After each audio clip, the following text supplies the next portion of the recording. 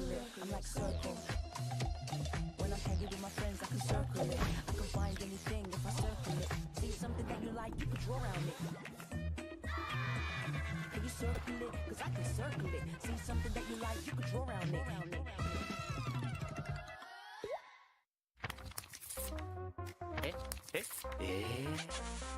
In here, but there's a very little move to play. Ray right now trying to get away. Chrono will be put out, and there goes Bigatron Delta for the Booyah. Gak usah mainin gede aja kalau mau menang e-posnya. With that AWM in hand, a little bit too close, and they finally finish up Wasana. Kalau Buya tidur aja, jangan counting. Now there's no going in. Moshi right now goes in for the jump, but Moshi still goes down. Eliminated back-to-back Booyah. Trying to make the best out of this as they spot out Alan with a Wukong. Turns into a bush for just a sliver of a second, but Buriram a back-to-back-to-back. ฝากติดตามพวกผมนะครับรายการนี้จะเอาแชมป์มาฝากทุกคนให้ได้ครับก็ Team Aim got backing him up. Nameless goes down, slamming down on the ground. Good day from afar. He was survived with the final Booyah.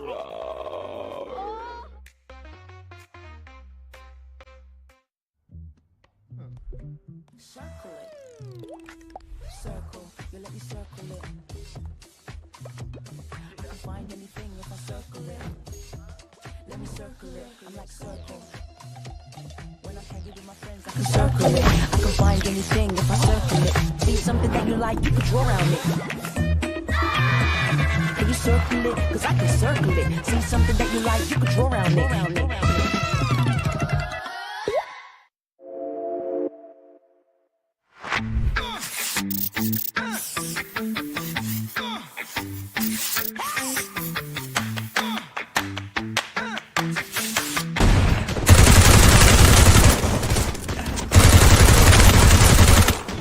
First blood.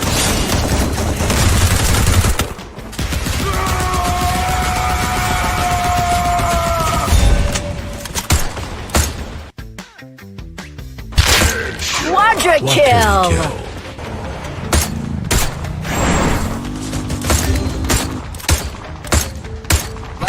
Dominating. Killing spree.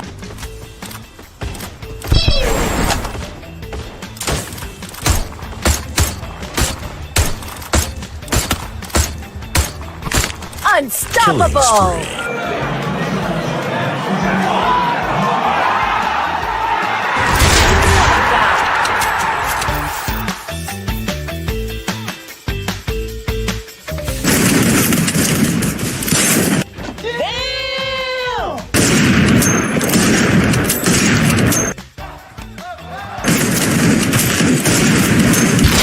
Triple kill.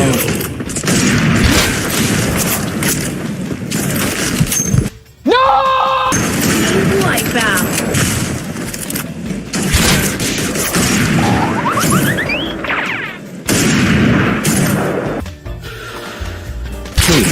Wipeout.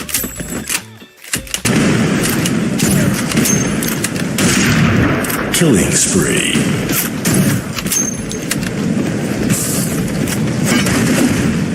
Killing spree.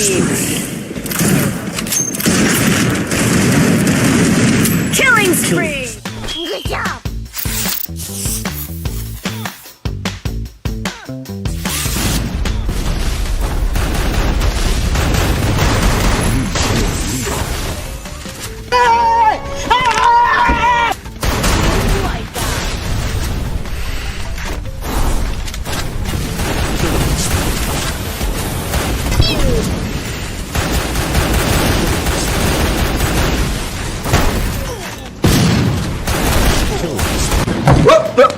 Here I come.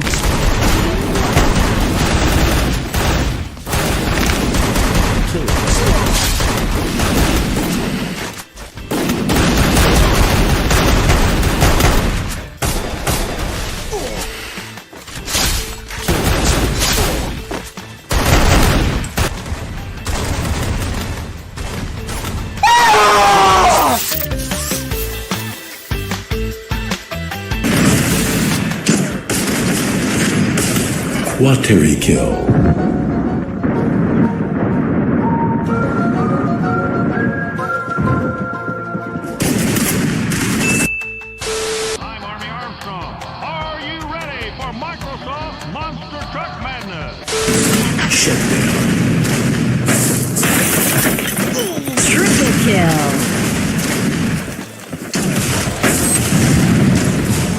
Killing spree. Triple kill. He really did it! He did it! Killing spree.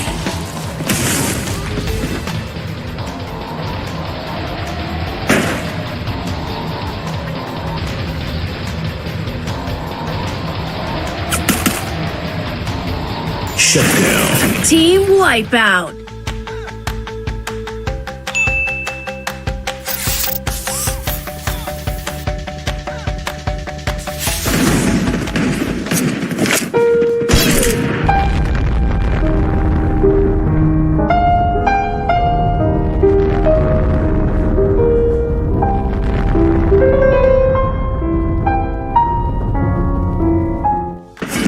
Team wipeout. Watery kill.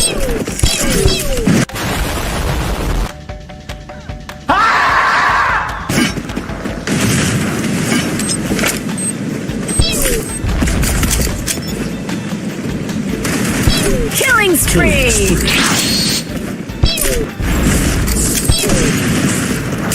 Team wipeout. Killing spree. Circle it. Circle, you let me circle it. I can find anything if I circle it. Let me circle it, I'm like circle. When I'm hanging with my friends, I can circle it. I can find anything if I circle it. See something that you like, you can draw around it. Can you circle it? Cause I can circle it. See something that you like, you can draw around it.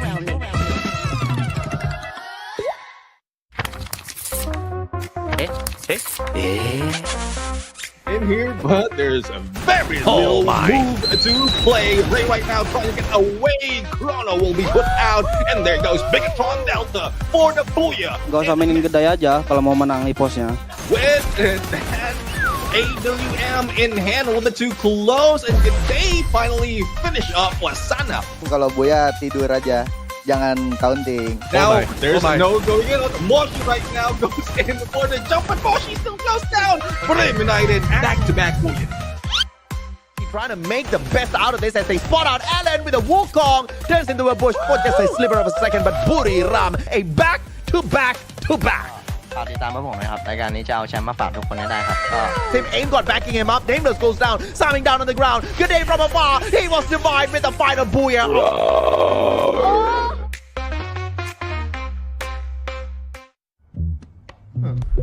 Circle it. Circle, you let me circle it. I can find anything if I circle it. Let me circle it, I'm like circle. When I'm hanging with my friends, I can circle it. I can find anything if I circle it. See something that you like, you can draw around it. Can you circle it? Cause I can circle it. See something that you like, you can draw around it.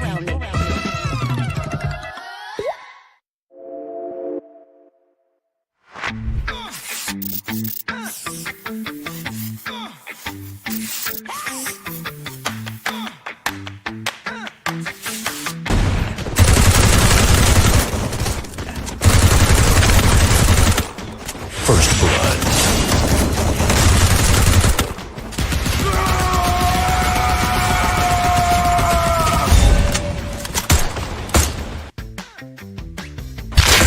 Quadra kill.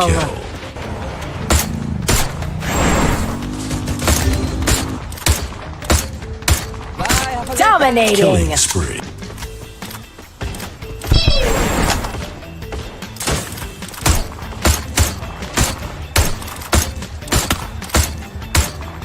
Unstoppable.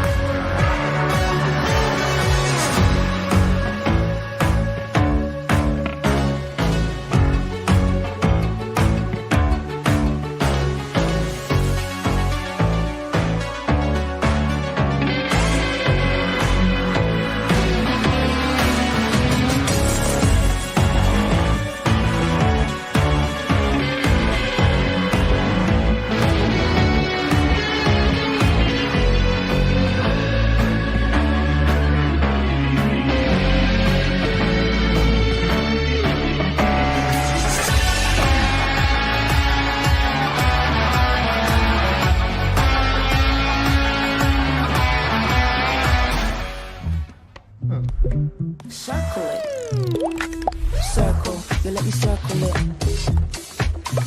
I can find anything if I circle it. Let me circle it. I'm like circle. When I'm hanging with my friends, I can circle it. I can find anything if I circle it. See something that you like, you can draw around it. Can you circle it? Cause I can circle it. See something that you like, you can draw around it.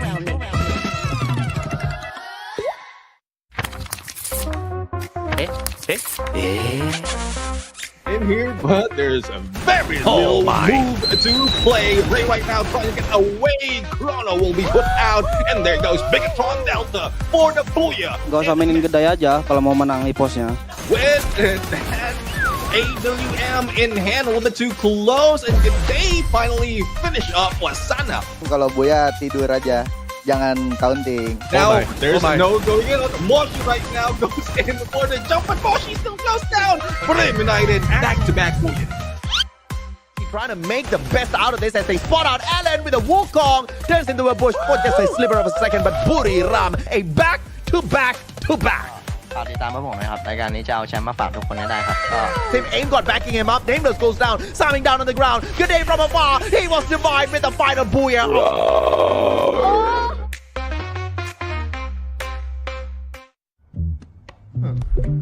Circle it. Circle. You let me circle it. I can find anything if I circle it. Let me circle it. I'm like circle. When I'm hanging with my friends, I can circle it. I can find anything if I circle it. See something that you like, you can draw around it. Can you circle it? Cause I can circle it. See something that you like, you can draw around it.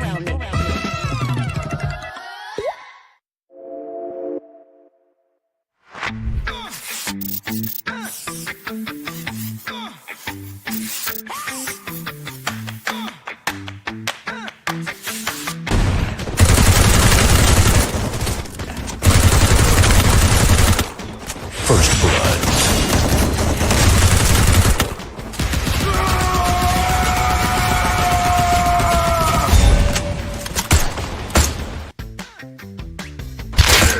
Quadra kill.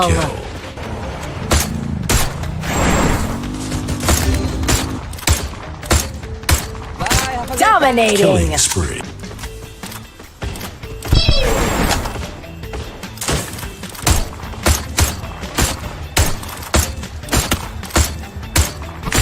Unstoppable.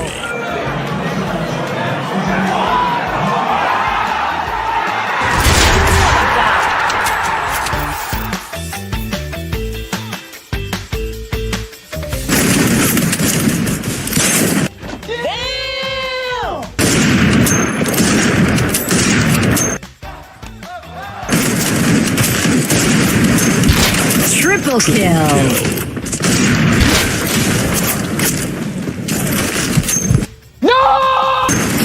Wipeout.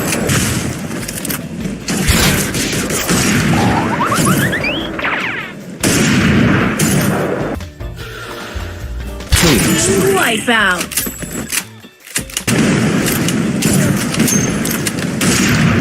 Killing spree.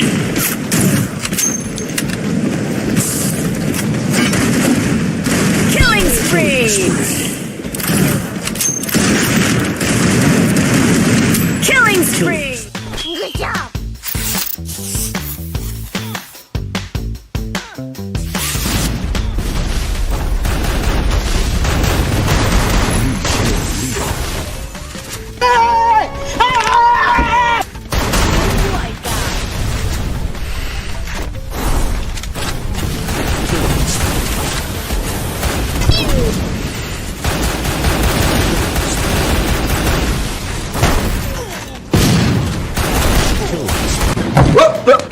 Here I come.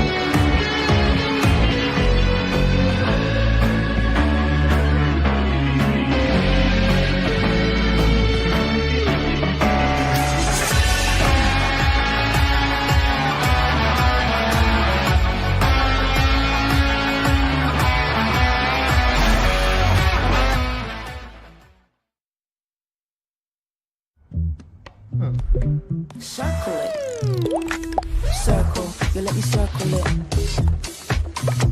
I can find anything if I circle it. Let me circle it, I'm like circle. When I'm hanging with my friends, I can circle it. I can find anything if I circle it. See something that you like, you can draw around it. Can you circle it? Cause I can circle it. See something that you like, you can draw around it.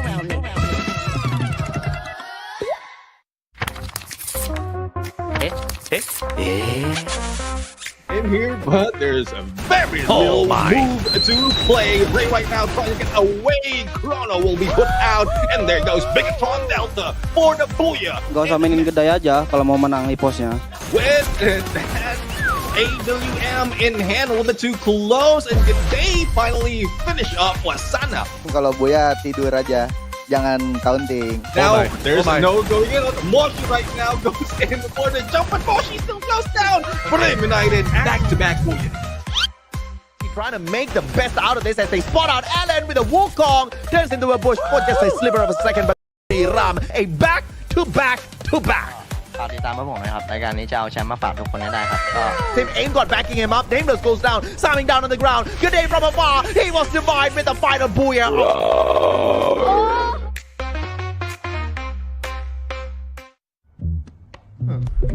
Circle it.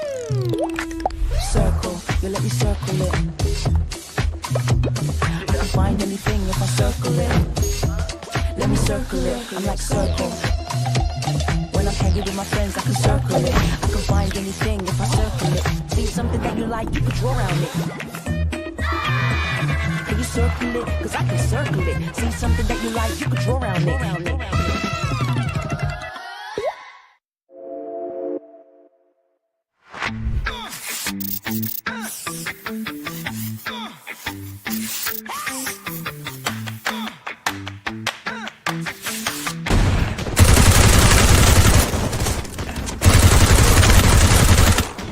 First blood.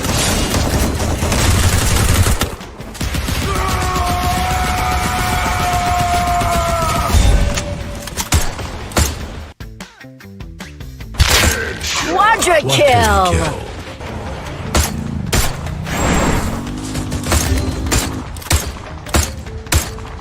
Dominating. Killing spree.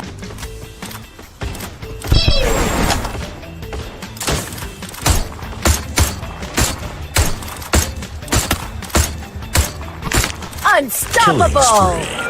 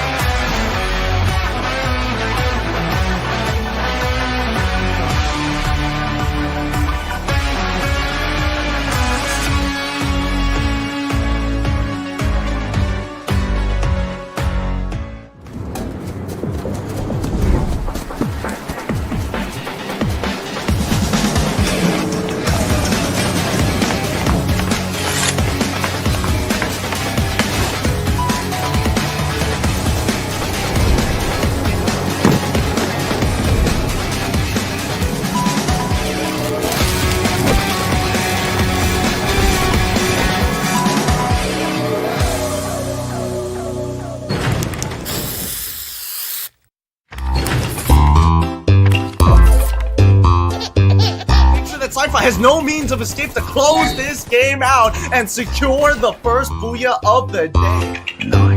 And now AG will look down towards our nominee for the Mobies here, Moshi on the opposite side, and he takes. ปากพีครับ CU Indo ครับ Don't Cry gonna be flanked from both Foki as well as Jump God, and this is the end for PE and secures that booyah.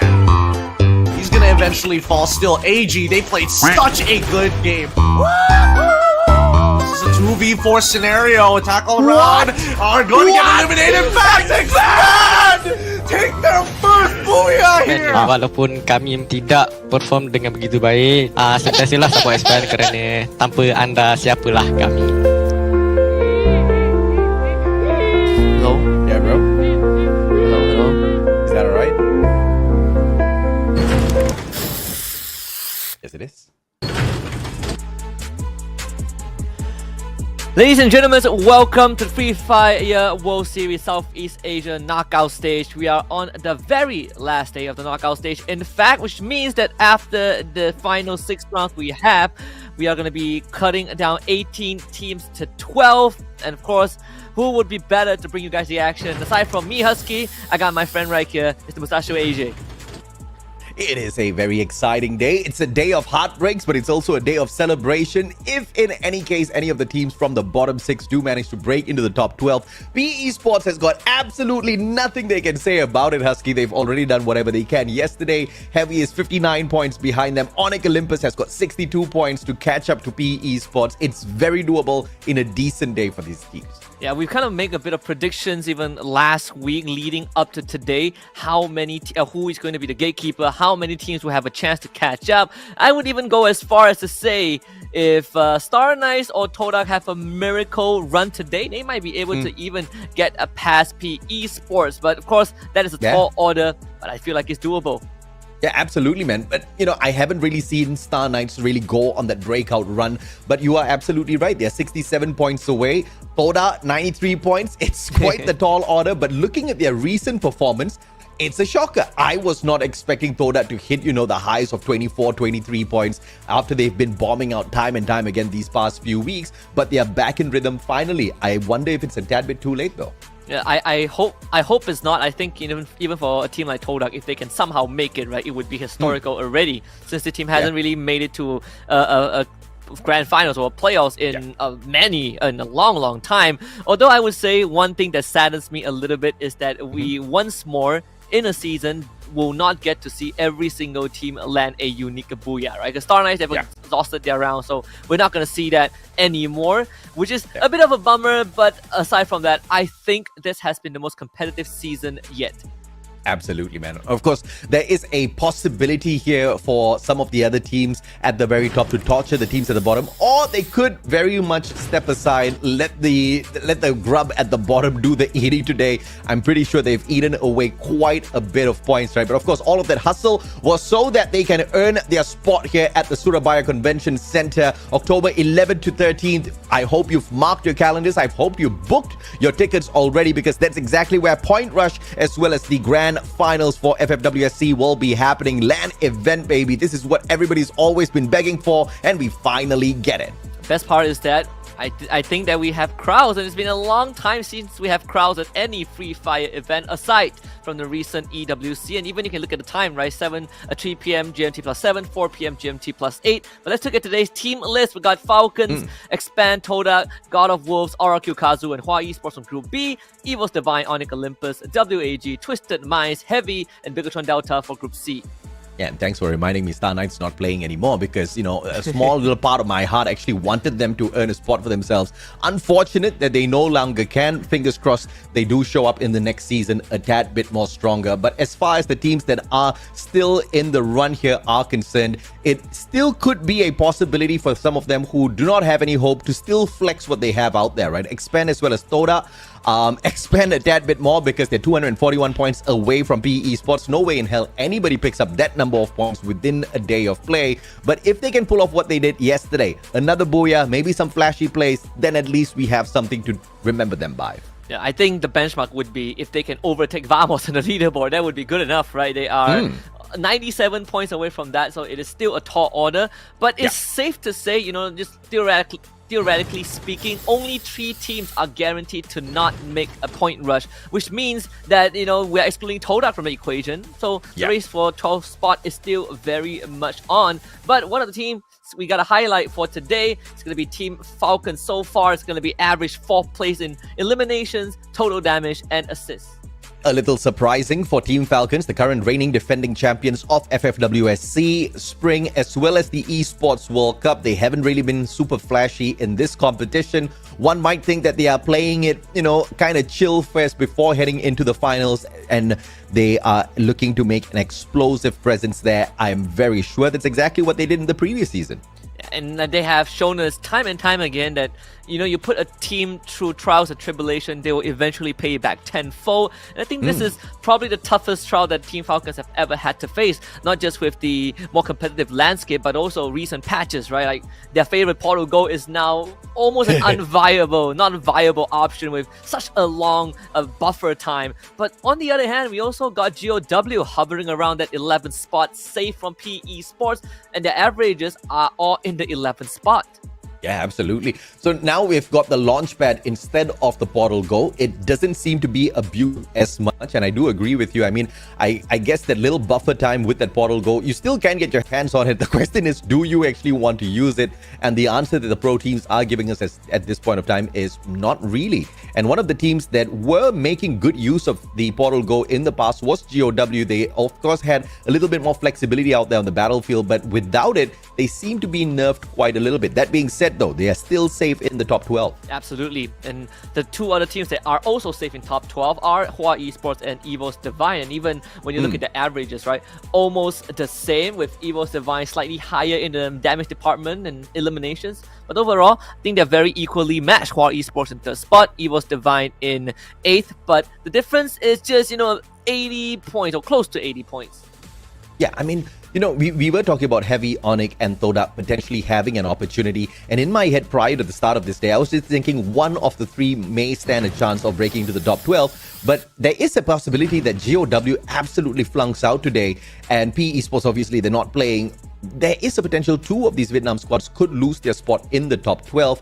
I don't see that being an impossible scenario by the end of the day. It would be heartbreaking, right, to have only 2 of your 5 teams qualify, but at least GOW will be present to defend for themselves, because we got one more rotation of Bermuda, Purgatory, Alpine, Kalahari, and Xterra, and one last random map, which could be the lifesaver for some of these teams. Yeah, I'm actually crossing my fingers, hoping it's Purgatory, because Purgatory is a little sad. It's the only map that has been picked one time on that randomizer. All other maps have had multiple picks on it thus far. So fingers crossed it's going to be Purgatory, smiling a tad bit more than the other maps by the end of the day. But of course, as usual, we start things off on Bermuda. And whenever we play Bermuda, between groups B and C, the top 3 teams, EVOS Divine, RRQ, as well as Falcons, slowly but surely, the Indonesian squads are overtaking the Thai teams on this map. Especially when most of the maps right now are dominated by BRU. The fact that the BRU isn't even in top 3 on Bermuda really says a lot about the rest of the teams, right? Like Indonesia previously, you only expect them to be top 3 on Kalahari, but the fact that you got EVOS Divine and RRQ Kazu on Bermuda, and EVOS Divine wasn't even top 3 material until the second half of the knockout stage, really speaks volumes of their improvement. I mean, you really can't forget about their run from EWC, where they did finish, top 3. They finished 2nd place, in fact. So this kind of reflects that they didn't really fall off that much. And this is the very big surprise that I had as far as Bermuda is concerned. EVOS Divine, I mean, they seem to be slacking off at the other maps, but whenever it comes to the Bermuda plays, they are absolutely sublime. 4 booyahs thus far, 91 placement points, 113 eliminations, more than all of the other squads. So let's see if or not they can pull off yet another one here. Or once again, if or not the big teams are going to step aside to allow the bottom dwellers to stand a stronger chance. Either way, we'll find out shortly as we kick off the final day of the knockout stages at Bermuda. Something just crossed my mind, AJ. I just realized that if any of the teams overtake PE, it would be the 2nd season in a row that PE just doesn't make finals, which in of itself is a repeat of history, right? Like fate being left in the hands of everyone else. So hopefully this time it doesn't really happen. I do Yeah. feel like, at least for PE Sports themselves, they had a lot to look back on. This entire season has been Yeah. a really rough one. It most definitely has been a super rough one, but I'm hoping that it's not the case. But even if Heavy or Onyx manages to replace them in that 12th spot, I think it'll be a very well-deserved run for either one of them. And, I'll take it, man. Any team that has got the hustle, we'll most definitely give our voices and hearts for them as we cast these games. But this one seems to be a little bit of a party here down at Sentosa. The Malaysians have driven down to Singapore and met each other. Todak gets expand again. We've seen this plenty of times in the past few days, and of course 7 starts it off with a knockdown. Raja also finds Kerchik. That's 2 expand members down, and even Shin tries to chip in and he ends up getting taken down. That point delivered to 7. It is basically a massacre in favor of Todak. Nothing that expand can do. 4 points for the Swordfishes. My goodness, now I did not expect that, but of course they is still a survivor. While Esports dropping by here as well on a split push. Now in a 2v4, I don't think Hawaii Esports stands a strong chance, but they are not at risk of being relegated. So if they want to try a couple of experiments out there just to see what their firepower is like, I am most definitely going to welcome an experiment like this. Before anyone from the comments message me, I just want to quickly correct myself. It's not PE Sport that didn't make finals last season, thank goodness. They actually made it to EWC, they just didn't show up as much. I was thinking of a separate team. I think that team I was thinking of was GOW. In this case, they have made it, so thank goodness for that. But Todak's not done just yet. Trying to search for stragglers. I mean, kind of stings if you're Horror Esports to show up to this party and ended up being on the back foot, and now you're being actively hunted down by a team that has a good chance of making it into the top 12 nonetheless. Yeah, Bin with a strong backup, but of course he's going to get sprayed down as well. But Death on the approach with the AWM in hand, Wings with the XM8. Obviously, Death has got the advantage here, but the problem is he does not have a clear line of sight. Raja as well as 7 will barricade themselves with those glue walls, and it looks like Raja's not holding back. He's going straight in for the flush. There's the adrenaline right there. Good time to break the glue wall, so Death has to fall back. They do get the revive onto Yan Bin, but Todak knows that they have the upper hand now. It's just try to clean up the pieces. They know where Poppy is. They know that Death is behind that wall. The Trogon in hand with Raja, quick on the trigger. Takes him out. That's 7 points for Todak, and not done just yet. Yeah, they're not done just... I mean, ever since the re-roster after the halfway point of the knockout stage, Todak has just been a totally different beast. If only this was the roster they started off the competition with, things would have been so different for them. A tad bit of a pity here. At least Malaysia would have had a representation at the finals. But it's okay. As long as they slowly build themselves up, I'm very sure we're going to have a lot of fun casting the games over at FFWS Malaysia later on. But Expand, speaking of Malaysia, is the first team to make the exit from Bermuda. Yeah, very unfortunate. Kind of run into Todak at the start and couldn't make it out with their lives anyways. Both Team Falcons, on the other hand, also found Straggler. I think that one was from RRQ Kazu. One of the few teams that has a chance to improve their standings, but it is a pretty tight race, right? Only the top 3 teams are not playing today, which means that from the 4th place onward, it is free for all, and Falcons have a very good chance of overtaking RRQ or even Twisted Minds if they get a good day. Bigatron Todak run into RRQ Kazu. That's the second RRQ member down. Yeah, unfortunately for Bigatron, they don't get to hunt down the full squad just yet, so they'll still have to go on a scouting mission to whip out a couple of more of those players from hiding and shut them down with an AWM. Koja, such a specialist with it. Wow, 112 eliminations with the AWM. That is insane numbers. Hawaii Esports did get the full revive, but oh boy, here at Clock Tower, GOW launches themselves in and they see a full squad of Onyx Olympus. This one's going to be trouble for DN, but it's Demon with the backup from up top. Gary down on the ground. Jack desperately trying to shut down DN with the Trogon. Swings around, but a good solid glue wall by Jack and a response glue wall by DN as well. Fit for each other in a 1v1, and Demon once again with that long range backup. My goodness, this guy is on point. Yeah, GOW came in at just the right time, spotting Onyx Olympus, attempting to make a rotation, and Onyx Olympus completely caught with their pants down, losing 2 members. They do get a revive in, but do they really want to stick around? Onyx Olympus, they are going to lose their 3rd member in just a little bit once Isa finds him. Man's choosing to sacrifice himself as the distraction, try to pull away the members of GOW as far as possible from the rest of the surviving team members. Zairu buys a lot of time. And the Riptide Rhythm breaks down his glue wall. The Rebel Rush could not save his life. GOW 4 points up. Man, not even close. Heavy, on the other hand, also a team that wants 12 spot will have to overcome Evil's Divine first. This is incredibly crucial. Heavy putting up a good fight, but Evil's Divine just looks to be a lot more overwhelming. Hans trying to dash away with the Tatsuya, getting gunned down by In-God. Evil's Divine off to a fantastic start. That's 3 points for them. And a beautiful start here for Evil's Divine and Heavy. It's not going to take that full damage. Pitan does manage to back away. Revival spree for the guy would not be impossible. And the UAV was the key reason as to why Evil's Divine managed to spot out so many of those players. Onyx Olympus, on the other hand, already on that run for those revivals. Falcon spotting out RRQ, at least the remaining members. Ma'al's going to get caught in a very tight spot here. Up against 2 players from the side of Falcons. No way he survives that one. Koskyu gets the point for the squad. Team Falcons making sure that they clean up what they started. Just putting a kill order out. Not just onto RQ Kazu. And now switching the target to Onyx Olympus. 2 of the 3 teams that we saw at the start who has a chance to make it to 12 spot. 2 of them have been crippled, right? Onyx Olympus and Heavy not having a good start at all.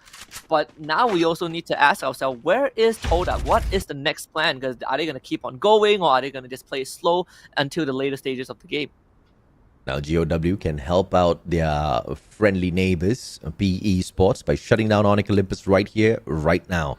On the recovery, so there's not a lot of solid loot on the side of Onyx Olympus. Dian pushing from that left-hand side, and GOW is literally going straight in for the shutdown here. He has got that Groza, so he wants to play that mid-range game up against Onyx Olympus for sure, but they have to be careful. A double AC-80 setup on the right-hand side, and they parked their car at the wrong spot. Demon with the Trogon, though, just managed to get into that window and back away from all of those shots. Kiba inside the car. That one goes up in flames, and Dian for the shutdown, but Kiba still survives, juking him. Yeah, tries to get away with GTA style, but you're not going to run away from GOW, who are just a lot more cleaner in this gunfight. It felt like Onyx Olympus did not stand a chance. They're still in the game, but crippled once more. Heavy also getting gunned down by Bigatron Delta off screen, who at the same time found WAG. So BTR also has a couple of points under their belt. Not the strongest map here for WAG. They do struggle with their Bermuda rotation, something they need to look into before they get to the final week for Point Rush as well as the Grand Finals in itself. Bigatron Delta will say thank you very much, and hopefully we meet again when we get to Point Rush on Bermuda. Clock Tower straight up is going to be the next looting point before they meet that next circle. Man, a 2.5 buffer seconds is so long. Imagine spending almost 2,000 coins for something that takes ages to get you to your destination and puts you at risk as well. You essentially don't get to do anything, so you got to make it work. Well, Onyx Olympus might just end their journey here because Falcons just found Jack. On Fire gonna go in and put in the finishing touches. On Fire goes down. Oh, On Fire finds the elimination, but Onyx Olympus somehow still has a survivor. And it seems like PE Sports are having their prayers answered, at least in Bermuda. But both the teams that are looking for the 12th spot have not been eliminated just yet. They do have an opportunity to find that recovery, but it is going to be a painful run indeed. So a rough start for the teams looking for the top 12 from the bottom 6, Heavy and Onyx. But at least they are trying. Oh yeah, they definitely are. Even Todak are trying hard. They are trying the hardest, in fact. Oh yeah, I mean, 9 points. Mind-blowing, right? To look at them being at the very top of this match, 9 eliminations. It was the same thing yesterday as well. Dude, I was just shocked. The fact that they only have 1 Booyah, right? They were kind of like the up-and-coming, you know, so shout out to Hajiat. I believe he gave them a very, very tough pep talk. That was very needed to awaken the Todak within them. Again, 9 points is a great start, but see if they can finish this strong. They gotta get a Booyah, or, well, not even a Booyah, they gotta get at least 3 Booyahs to even remotely have a chance. But chances are looking pretty good, right? They're sticking together, very well armed. They're about to make it to the late game. This is where the true test begins. And let's see if or not Hua Esports will end up on their platter as well as they make the cross. I believe Hua Esports has already spotted them out. But the way Hua is right now, they do not want those extra engagements. Utility is pretty low on the side of Hua Esports. All of their players have already been revived. One guy does have, I believe, 1,800 coins on him, but the rest of them, I mean, look at this. Even Poppy, 2 medkits, no grenades, 4 glue walls. You get into a fight now, you're not going to sustain until that final circle. Yeah. One Riptide Rhythm is going to really shake things up if Hua Esports are forced to fight. I mean, they do fire a shot, but it's on to Get Nice. That would give some info to Todak and their whereabouts. Get nice does go down. It's going to impact heavy in their chances of making it to 12th spot.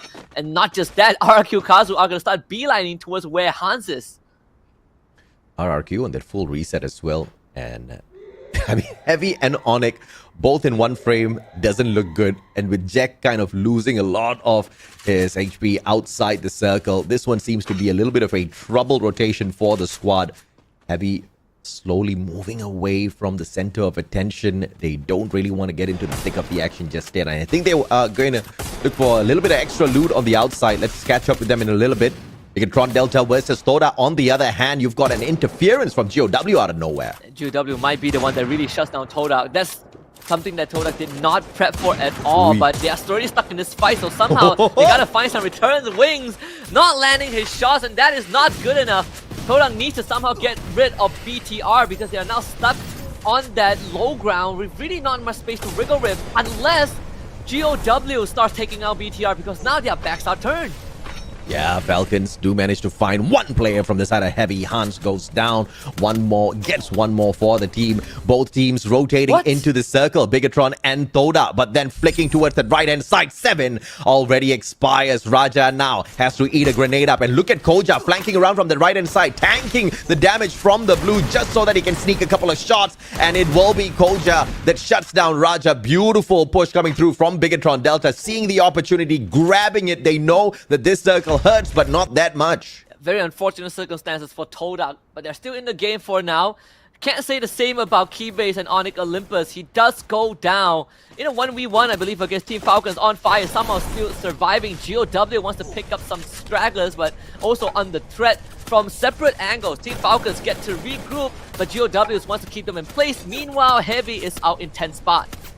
And this is one of our line of conversation as well earlier on when we started the show. GOW was at risk of losing their spot as well if they don't hustle. And it looks like the boys are very well aware of that. But now this is a big fight up against Falcons. It's going to be a tough one. Todak eliminated already. GOW caught in a very tight spot just at the very edge of the circle. On fire, finds one, instantly eliminates him. And the rest of the GOW members cannot go into a full engagement just yet. Grenade launcher does find one, instant shutdown once again. 2 more survivors. Deanne goes down. One final one as Iza does manage to get the knock. That player himself is going to get picked up, and Iza with a sliver of health will fall as Bigatron Delta now hops into the fight. Riptide Rhythm breaks all of the blue wall, so it exposes BTR for now, allowing for a knock onto Kyung. But there's a Riptide Rhythm from another angle. RQ Kazu once Falcon's hit. Falcon able to extract 2 of their members, but it does leave BTR in the hands of RQ Kazu. In fact, they actually all end up dropping. Team Falcons eliminated. Yep, a reminder for everyone, EVOS Divine, the best team on Bermuda. Whenever you put C and B together, these groups have always seen the Indonesians rise to the occasion to grab the booyah, and the second ranked team is actually RRQ. So EVOS and RRQ both still alive and kicking. I thought RRQ was done earlier already, but this is a phenomenal recovery coming through from the squad. What a recovery. 5 eliminations from Ma'au, 4 for Abe. They are really pulling the weight. Quad Esports still in the game, this time up against EVOS Divine. Let's see if the leaders of Bermuda can keep that title. This Labyrinth and Peak doesn't feel too good anymore when half of it is submerged in the blue zone. They are going to try and go for the offense, but EVOS Divine are also surrounded by Twisted Minds. Yeah, great Riptide Rhythm there just to break down the confidence of Hua Esports, forcing them to scatter, and EVOS Divine just escaped clean, right? Because Hua Esports was waiting to ambush them the moment they stepped out of the maze. Now, great play coming through from Hua as they rotate over from the left-hand side, absolutely empty, very close to this next circle. But they're still keeping their eye on EVOS Divine, and they're hoping to be able to catch them off guard. Oh man, that is so unlucky. Gary actually found an RQ member, but wasn't able to take him down before he went down. But it's quite a miracle that Onyx Olympus are in top 5 considering the start they got in this round. Exposy does get knocked down. Apex just got eliminated. And it's going to be AimGod trying to go for more, but Diamond wins that trade. It's Razor that picks up Exposy in the end. It's about to get bloody. Yeah, Jack understands the mission, man. Just stay silent, don't say anything, don't shoot Wait, anyone, clean up and just get the placement points. He steals away 2 points on top of everything else. Jack just carrying his whole squad on his shoulders. No revives, no problem. But now he gets shot at. He's got a tree to work as cover, a couple of glue walls, brings out yet another grenade. He's gonna sidestep that one. How long can Jack still stay alive as everybody tries to take him down? This man is not giving up just yet. Iron Will for sure. He made it to top 3 just like that. RQ Kazu will finally clean him up, but he has done more than enough. This is in of itself a miracle for Onyx Olympus, and it sets the stage for this final showdown between Hua Esports and RRQ. Onyx needed 62 points to overtake PE Esports. My goodness, this is a fantastic start to grabbing those points. Now, Hua Esports versus RRQ in a decent 4v4. And the ones that have the slightly better advantage here is Hua Esports. They can rotate over to the right-hand side. They've got a lot of trees to work as that natural defense as well, not needing to waste their glue walls. It's going to be a potential rush from the eastern side by Hua Esports. They're trying to come in, but Razor keeps them at bay. That's the Riptide Rhythm. Actually goes wide from Hua. Might be the fatal mistake though. Razor runs around the corner, finds Shin already with the Trogon. So Hua Esports loses their first member. Razor, what a rush. And now they're all trapped in the same spot. 2 behind the boulder. Poppy in the front lines. Razor just goes straight in for the heart of Hua Esports with Ma'ao coming in from the side. Grenades raining from afar. Death goes down. RQ Kazu surrounding Hua Esports. And this should be booyah for RQ Kazu with a hell of a recovery in Bermuda. My goodness, every single player got taken down on that revive, lacking of loot. They slowed down the pace. They just disappeared from the map for quite a little bit and then reappeared towards the final 2 circles and wreaked havoc. And they maintained their dominance on Bermuda, making sure that Indonesian flag continues to fly high. It's not grand finals just yet, AJ, but I feel like we are already getting a taste of what that grand finals might look like. So many intricate details. Onyx Olympus with the miraculous survival tale, and then RQ Kazu with one of the greatest recovery runs we have seen. And even Todak off to a great start. Teams really having a goal that they focus on, and RQ Kazu is the one team that managed to fulfill it. There's a huge possibility RRQ goes on a breakout run here today after kind of suffering a little bit of a dip in performance the past couple of days of play, right? They are currently on 14 booyahs after striking hard on Bermuda, and I'm very sure they are looking for at least 2 more so that they can overtake Buriram in terms of the highest number of booyahs scored within the knockout stage, and they're not too far away from it at all. Now, they were the leaders of booyahs for a long time before they went on that dip. So RQ Kazu, again, when they have a good round, it looked amazing, right? Like very less teams can make that sort of a recovery after being gunned down from the start for the first 5-6 minutes. You have to go on revival sprees, you start getting points, getting your weapons back, and still believe enough in your abilities to win gunfights. That is something that I think RQ Kazu has shown us time and time again. They just need the right conditions. And of course, a lot of unfortunate moments out there for teams like Heavy, but Onyx Olympus, I thought they were unfortunate as they got caught outside. But this survivor, Jack, just waited for the opportune moment, and the opportune moment not just to get into the circle and play those placement points, but also to sneak away eliminations. Other players got the knock. The guy just worked on the stealing away the extra points. Yeah, even got 2 extra placement points at the very end, after being able to weather the storm of having 3 RQ members fire at him for a good 30 seconds. So Onyx Olympus getting very good reads on the map, but also managing to always buy enough time for themselves, right? Started from Clock Tower where GOW found them, took out half their squad, and then Falcons found them, and then BTR found them, and they still survived until 3rd place. The insane thing is, until the final circle sequence, they had 0 eliminations. So the 2 that he stole away was the only thing the team got. But of course, let's see exactly what the Booyah winners have to say for their victory. Let's throw it over to Indonesia and Baby Lee. Congratulations, RRQ Kazu, make some noise! Wow, it's amazing to watch the Indonesian team secure the first Booyah today. And I have to say, such a great performance from RRQ Kazu. And now, I want to chit-chat with one of the RRQ Kazu player first. Hi, Abai. Hi.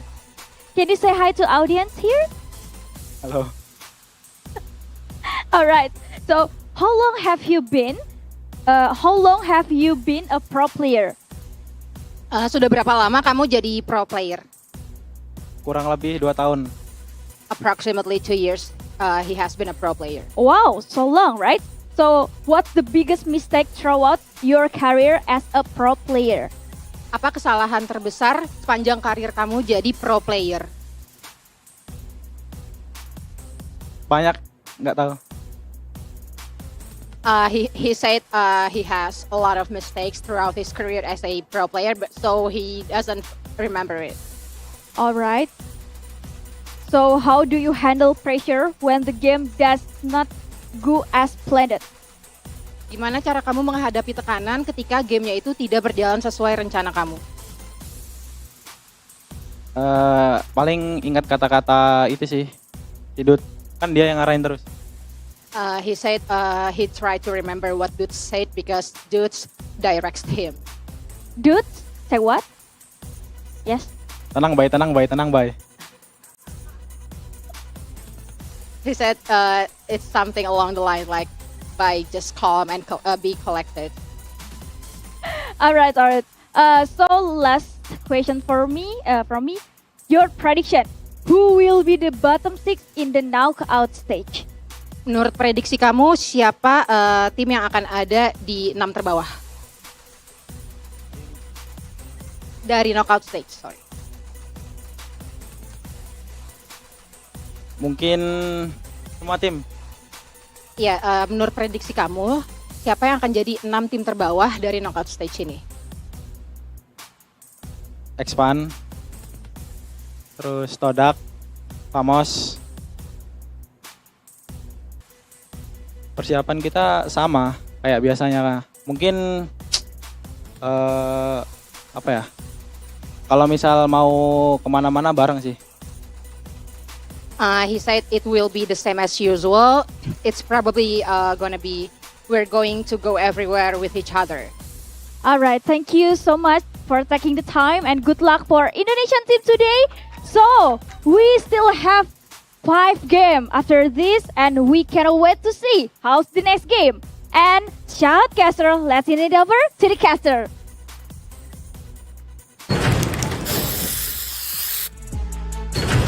Thank you, Beverly and Gwen. Of course, Indonesia always love it when they start it hard with a booyah. You hear it from the man. Too much mistakes, don't remember, but it's fine as long as we keep our eyes on the prize. I don't know if that's a flex, but it's okay. I'm just going to let that one slide. But what's the most important thing here is he remembered all of the teams that are in the bottom 6. I thought he was not going to be able to recall, but he threw PE Sports in there. He is so confident that PE is not going to be making it through as the top 12 into Point Rush as well as Grand Finals. I wonder if he's going to be proven wrong because, Onyx Olympus, I thought they were not going to make it. Many times I thought, okay, they were going to crash out. But then Jack just pulled through that super survival mode, sneaking away points off of other squads, and then surviving as the 3rd team. I mean, he just needs to repeat that 5 more times. Yeah, I mean, if RQ Kazu puts their faith in you to make it to top 12, you better make it to top 12, right? It's not like PE Sports can fight back, and Onyx Olympus still got 5 more rounds. But to be very fair, if I want to talk about which teams are not going to make it, I just need to say the Malaysian teams, and I got half of it right. And he did. It's sad to say, but that's the case. He's also the MVP for Game 1, 7 eliminations with 2.6k damage and 3 headshots. Yeah, great stuff here, man. Now, let's take a look at the odds of Onyx Olympus. I'm sorry, RRQ, but the conversation's not about you guys today. Onyx Olympus, they have had days where they've scored 78 points, 95 points, but those are the only 2 times they have exceeded what's required today, which is 62 points. They've had quite a number of days to play, and if they've only done it twice, then that puts the odds down very low, but at the very same time, these people scored 90. Some of these teams who go on a run that you crush someone with 30-40 points, you just need an average 15 points, 20 points per game, and you don't even need to do it every single game. The bar isn't that high. It's a matter of whether they can kind of pull through with it. But I mean, in this game, it's primarily Mao and Abai that comes in with the eliminations. Dus is just full-on assist mode, 9 assists, in fact, as the bomber. I'm actually very impressed with what we are seeing right now. this team does not really need to really hustle. They can just sit back, kick back, and just enjoy the ride because they've technically qualified already. They've done more than enough to get into Point Rush Grand Finals, but still they're so serious about what potential mistakes were made on that game and how they can even sharpen up even further before heading into the next match. That's a little ridiculous because they just hit the booyah. They're already prepping. I mean, all the mistakes that he probably doesn't remember is because the coach has already drilled it into their head so many times, right? It's like, no, I've been scolded for too many of these. Don't give me more homework to think about. Something that I kind of heard or read about before is also not remembering is actually not that bad of a thing because some people harp on it, right? And maybe for RQ Kazu, that's the mentality that they're going for. And the nature of competitive Free Fire is, yeah, sure, you have a fantastic group knockout stage. You go to playoffs, like, it was a bit of an error in terms of their rotation, but that's going to be left to the coaching team themselves. Overall standings, top 12 not important, but bottom 6 is Onyx Olympus getting closer to PE Sports, but the rest is still quite a distance, right? I mean, Heavy didn't have a good game. Todak had a pretty average game, but the bar for them to clear is higher. Yeah, solid overtake here for Onyx, leaving Heavy behind. But of course, Heavy didn't really fall too far behind, just 6 points away from Onyx Olympus now. This is still going to be a neck-and-neck fight all the way down to the very end. But I'm not very much excited about how Heavy was approaching that situation. I think it was all a little bit too scattered, Husky. I wish their path would get a little bit more clearer, just like how we can get your camera a little clearer. Yeah, I have no idea why I'm trying to do a magic trick, but for some reason, maybe this is my expectation. It's a bit blurred out as well. I can't seem to get this to work properly, right? Like he just decides to kind of blur me out. That's what Heavy was saying. Coach, we just can't seem to make the strategy work.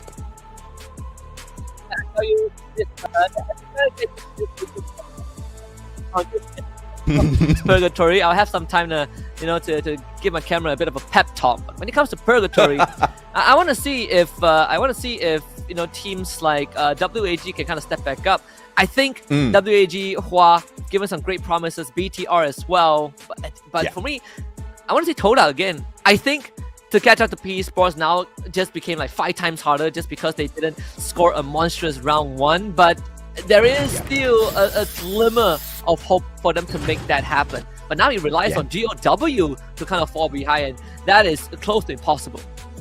Top 3 teams on this map. We're going to leave Buriram and AG Global out of the conversation. They're done and dusted with their matches already. Top 3 as far as B and C is concerned is RRQ, WAG, as well as Twisted Minds. So yes, you did highlight WAG earlier. The problem here is RRQ is still in the question at Purgatory. They just got a booyah, and if they still rip away all of those precious points on the battlefield, as well as continue to remain aggressive, then the teams that are vying for these extra points, very specifically Onyx as well as Heavy, they are going to struggle for quite a little bit. So the only strategy that I can see here, Husky, is to pull an RRQ on RRQ. Just go in for the loot, stay as silent as possible, and run away from all gunfights until you reach the final 3 circles. Yeah, I think I agree with that idea, but we'll see if the teams can pull it off, because again, I feel like the bar for some of these teams to reach that is a lot different, right? Like if I want Onyx to do it, it's easier because they have lesser gaps to kind of cover, but for teams like Todak and Heavy, oh boy, it's going to get infinitely tougher. We're going to head to Purgatory, where all punishment is dealt out in the underworld. We'll see if Todak can survive that. Absolutely, man. I mean, thinking of an idea is one thing. Finding the execution perfectly of that idea on the battlefield is a whole other, especially in a battle royale where you can plan your pathway as much as possible, but you have no idea exactly who and when they are going to come across your path and try to wreak a little bit of havoc in your life. But of course, as we set up the flight path of Purgatory, let's see first of all, if or not we do have any spicy hot drops here, and very close for Team Falcons up against RRQ. This perhaps could be a little bit of extra hope for the other teams. If Falcons does take on RRQ early on, smash them instantly, then perhaps the other teams can pick up some extra points. It just so happens that they both share a very they share drop spots in very close proximity, right? Like Lumber Mill usually is occupied by one of the Group A teams, but Expand, this is definitely not what they want. Dropping into the same spot as Hua Esports. We all saw how that happened in Bermuda, where they both shared the same spot, but with Todak involved. But this one is crucial. Todak has to somehow win this. Heavy with the first takedown means the chances for Todak has just gone down.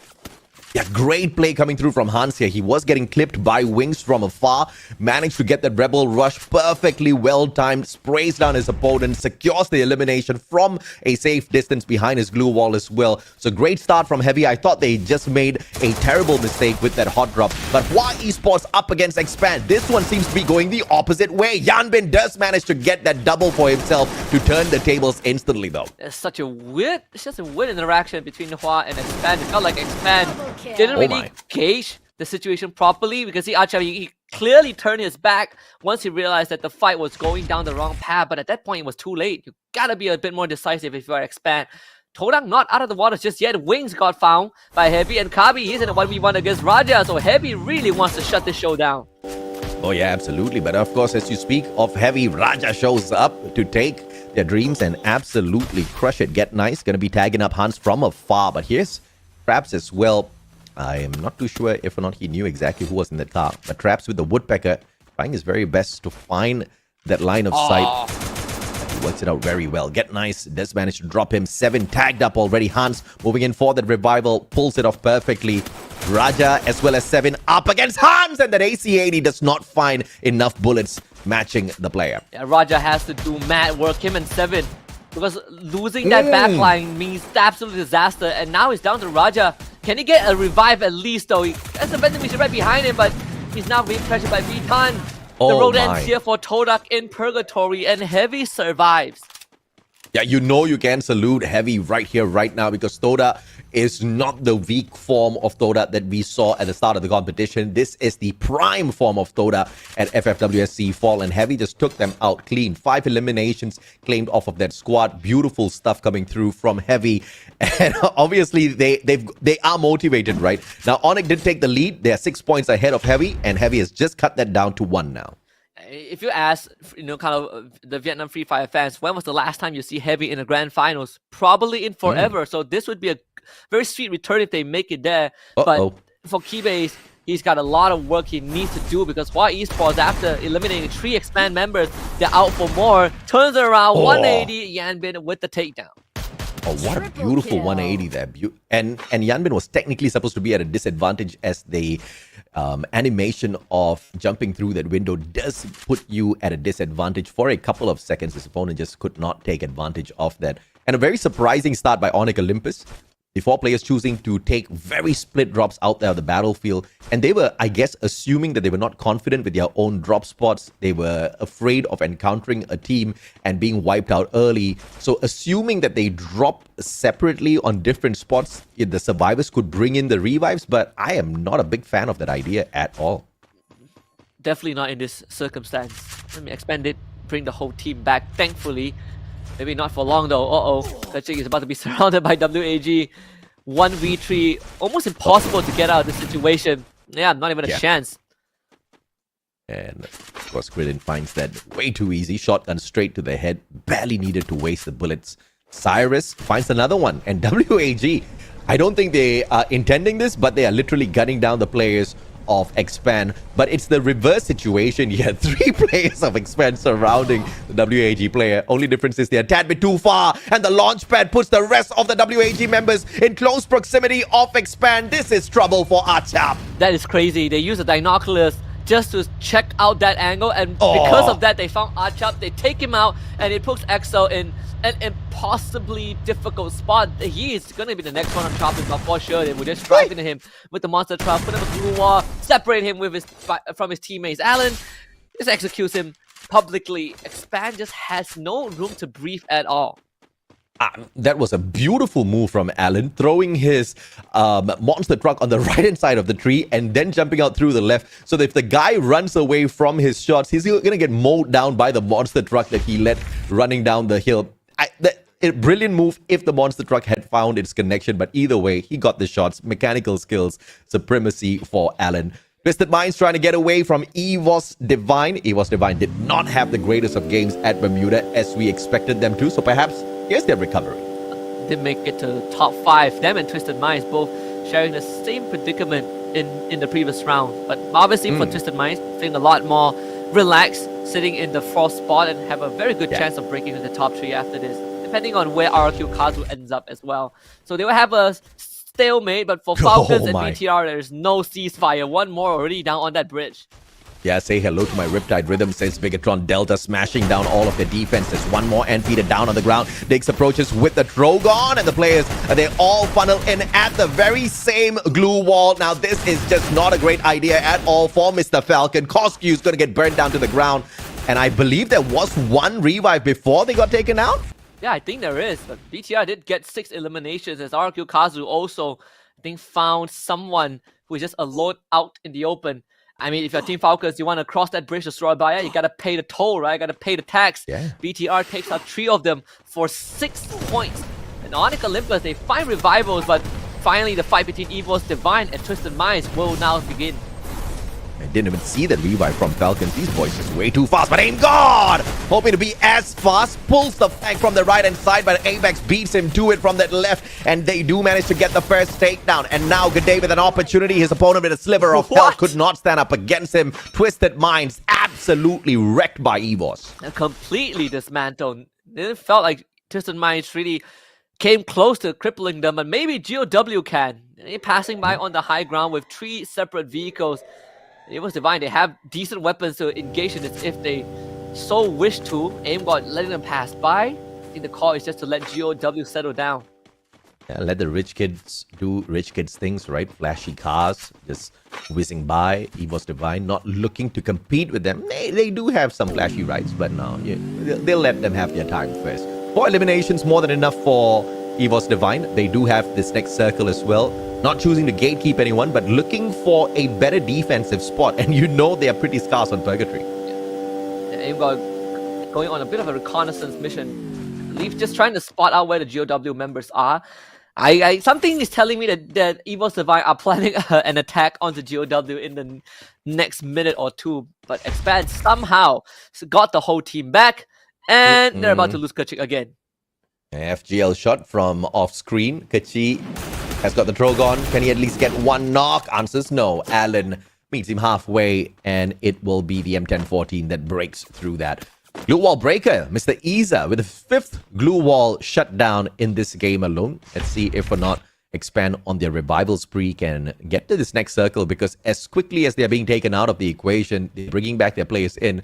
So the survivors are just basically hunting down coins. I bet you EVOS Divine definitely regretted trying to kind of do a bit of recon mission on the GOW because they had to expand glue walls. They lost one of their vehicles and they are now on the run, and they might force them into Hua Esports. So little butterfly effect for EVOS Divine right here. No glue walls nor utilities for ABAX. I mean, this is what happens when you try to gun down someone else and not focus on your own defensive plays. Now, these guys are super low on utilities. I don't know who made the choice of trying to attack GOW, but great retaliation by GOW, just absolutely shutting down their vehicles before they could even reach halfway close to them. Expand, trying to run away, but don't fall right in front of WAG again. Just not catching a break at all. 2 of them stuck together in that building. BTR shouldn't be able to get a clear line of sight for now. And yeah, I mean, you're not in a rush to hunt them down. If you're BTR, you just literally can chill and wait for the next phase. The onus is on Expand to somehow recover from the first 10 minutes of just surviving the round. Impressive that Heavy has got the most number of eliminations thus far, but this next engagement is going to be very difficult for them up against RRQ. A team that is most definitely geared for some heavy fights.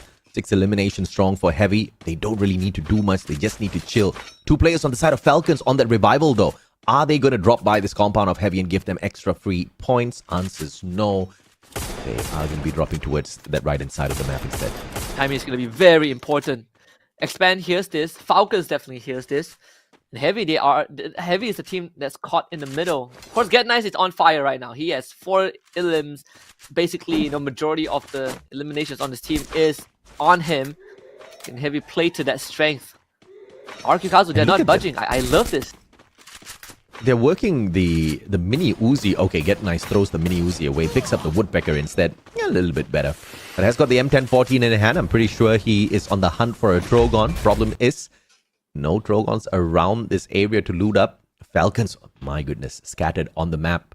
But thankfully, nobody's behind them to force them into some heavy engagements just yet. GOW have got a very decent defensive spot, but Bigatron Delta trying to steal that away from them. Man, Exo, if you want to take a shot like that, you have to make sure that it pays off. And now he has just attracted the rest of BTR.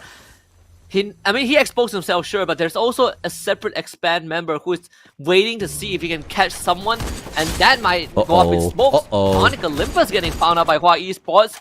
The shot was not going to land. Thankfully, Onyx Olympus still gets someone out, but Jack this time will not be able to survive. Yanbin with a time turner forces out a couple of glue walls from Jack again, but Def will snipe him from afar. Poppy finds one more as well, while Esports on a string of knockdowns as well as eliminations. Now, the rest of the Onyx Olympus survivors are still here, but it looks like it's going to be mission impossible to get into this next circle. They played survival so well earlier on. I wonder if they can pull off a miracle play yet again. G'day, with a few fine connections onto the player from the side of GOW, but they also need to find this next zone, which is being held by both GOW and Falcons. Meanwhile, BTR and WAG stand off at the edge of the cliff.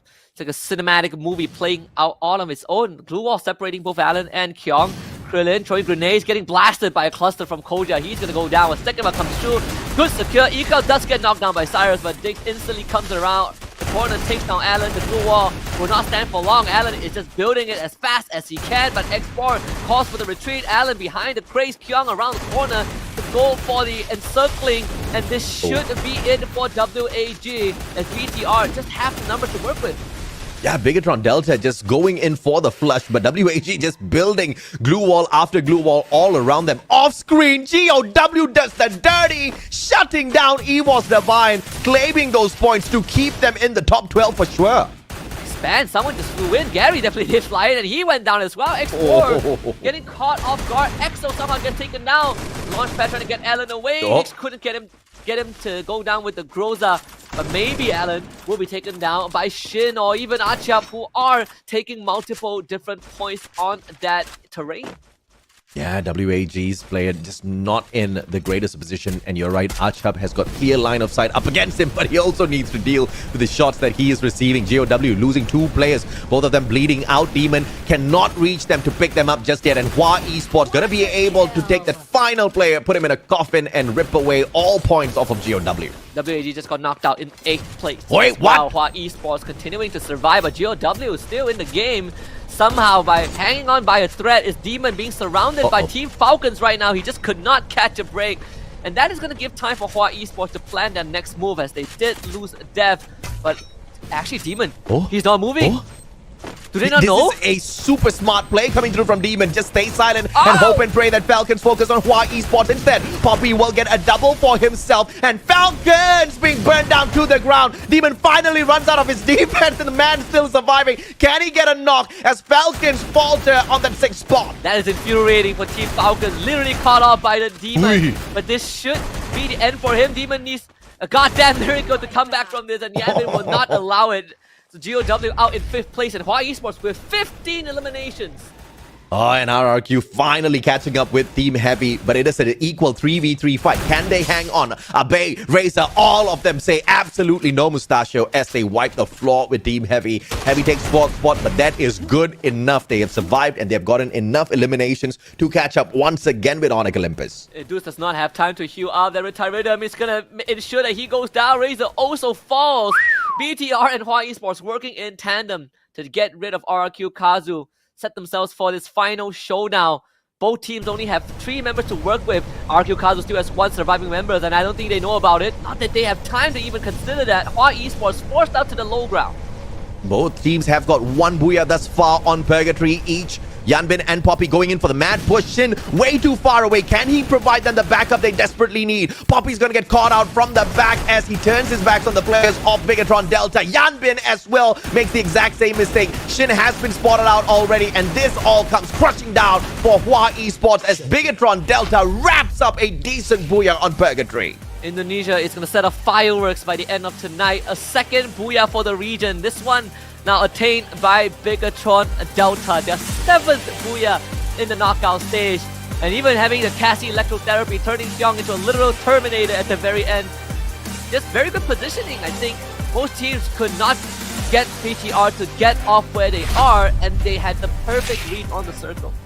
And groups B and C is always going to have the highlight, the spotlight thrown onto the Indonesians. You literally have 4 out of 5 teams from Indonesia playing in this group combination, and Bigatron Delta just making good use of that, right? They understand exactly how their brothers work around the battlefield. All they need to do is just avoid them as much as possible and focus on their own strengths. And Bigatron Delta did that so well in this game. Especially this final circle, right? Able to force Hua Esports to go on the low ground and just go in straight for the rush. The support was too much from afar. There's really nothing much that Hua Esports could realistically do in the situation. They made it to the high ground a bit too late, and BTR playing together as a unit was more than enough to get rid of Hua Esports. Yeah, and it was Bigatron Delta just controlling the pace as well as the movement of all of the players within that final sequence of battle. So beautiful to watch. They technically knew exactly what they were going to force their opponents to do, and Hua Esports just literally fell into the trap 100%. But of course, a little bit earlier in the game, Falcons, this is where I expected them to kind of falter, but that was a instant revival that we didn't even see, and the team actually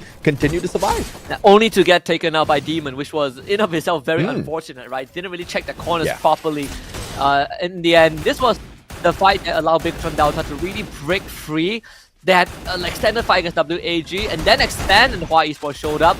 BTR somehow got rid of WAG and made it until the end, only to meet up with Hua Esports again and to take the win.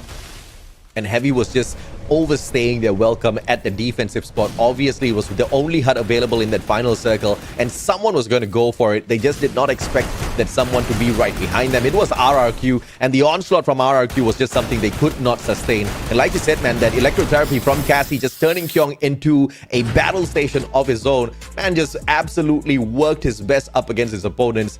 And Bigatron Delta, a beautiful booyah from them. Yeah, fantastic. Bigatron Delta already safe in top anyways, but wouldn't hurt to put in a couple more booyahs, right? One of the few teams that started off the knockout stage being the highlights, you know, alongside Hua Esports, alongside WAG. People were like, holy cow, these teams are actually good, and BTR was the dark horse. Not too shabby, right? Guaranteeing a slot in knockout, in Point Rush and Grand Final. Can't wait to see what else they have to say. Honestly, I thought Bigatron Delta was only going to be able to be flashy up against Falcons, but of course, they managed to prove that they are more than that. We are going to hop on over to the interview, so let's throw the cameras back to Baby Lee. Congratulations, Bigatron Delta! Incredible performance from Indonesian team successfully got the second booyah today. And I'm excited to hear more about the experience during the game. That's why I'm here with Ikal beside me. Hi Ikal. Hai. Do you feel great today? Kamu kan kemarin sakit, sekarang gimana rasanya? Ya, rasanya alhamdulillah udah mulai membaik lah dari hari-hari sebelumnya. He said thank God that his health is improving today. Wow, welcome back again to play in the FFWS SEA 2024 Fall. And now I want to ask you, you cut Team Falcons during the game. Was that on purpose? Tadi kan kamu ngangkat tim Falcon tuh, itu tuh sengaja atau enggak sih? Gak tahu sih, itu cuma ya main doang, main teman-teman. Apa namanya? Ngasal doang, ngasal. Okay. He said that wasn't on purpose, we were just playing, so yeah, that was it. But I'm not thirsty. Okay, so during your team together, have you ever had a misunderstanding? Kalian kan udah lama nih bareng-bareng. Kalian tuh pernah ada nggak sih kesalahpahaman? Sering banget, sampai sekarang pun juga masih ada kok. Oh, alright. He said there was a lot of misunderstanding even until now. Can you tell me what is that? Bisa nggak kasih tahu apa aja sih contoh kesalahpahamannya? Rahasia dapur itu. Rahasia dapur. It's a secret, so he cannot reveal it. Alright, Tigel. So, last but not least, what's the key to maintain a positive atmosphere in the team during intense game? Apa sih kuncinya untuk menjaga situasi yang positif, biar tetap positive vibe pada saat game itu lagi menegangkan? Tentunya tadi match 1 ada sih kita kayak ribut dalam game. Tapi aku langsung ada beberapa player kayak ribut, langsung ditenangin aja. Udah fokus aja dengan game ini, lanjutin dulu. He basically said that to keep the positive atmosphere is to try to be calm and collected, so we can just focus on the game. All right, with positive sentence, positive word maybe, yes. All right, so for last, maybe you have a message for audience. Terakhir mungkin kamu ada pesan-pesan untuk penonton sini. Buat penonton jangan lupa dukung kita nanti di Surabaya sih. Doain kita juara. Alright, make some noise for Bigetron Delta! We will see later about the next game. So, Shoutcaster, take it away.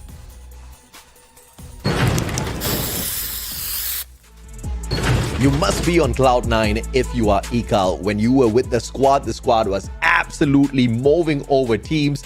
You took a sick leave and the team kind of was, 50-50 out there on the battlefield. The moment you get back, you strike yet another booyah. I mean, that's what a true fighter brings to his team. The confidence as well as the capability, Aske. Well, 100%. I mean, if you want to take advice, you better take it from one of the veterans in the scene. But of course, we cannot forget about Koja, who also had a great round this game as the bomber. That 5 elimination, even landing some pretty sick 1v1 takedowns with grenades of all things against the fight between them and WAG. He was the one that really opened up the entire skirmish for his team.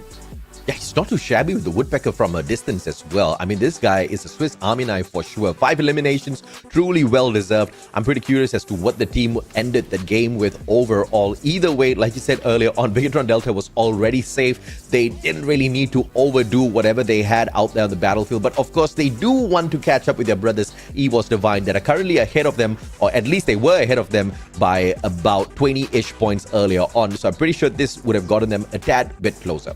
Yeah, just ever so closer, and maybe even a chance to overtake EVOS at the end of it. When we look at the team stats, right, Bigetron Delta is one of the few teams that runs the Cassie. A lot more utility focus, but allows them to play as a team as well. You got Cassie with the electrotherapy, you got 2A, 1-2-4, so I can't dash into you, but if I want to run into you and start dealing massive damage by disabling your abilities, I sure as heck can do that. It's surprising that they're still running the A124 so confidently when all of the other players out there are most definitely running the Joseph, right? But of course, it seems to be working for the team. They are very much in love with those CQCs. They love to get up close and personal, just get the job done. From a distance, this team does not strike a lot. I mean, you don't see them finding full-on squad eliminations just through those snipers. So it seems like their setup has been giving them a lot of benefits. 5+5 in the top 5 for Bigetron Delta. But we also have the highlights here for 2 players out of Hawaii Esports, Yan Bin as well as Shin.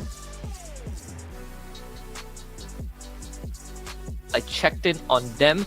So they didn't get the booyah, sure, but they did finish second place. So that is a huge point injection for them. I think this also guarantees that no matter how well GOW plays today, there is no way that they can overtake Hawaii Esports. They're basically stuck in 11th spot. Yeah, there's just no way, man. Like close to 100 points between GOW as well as Hawaii Esports. Even in the wildest dream for GOW, there's no way they're going to be able to overtake them. But the good news here is we still have quite a bit of dominance from Vietnam in FFWSC.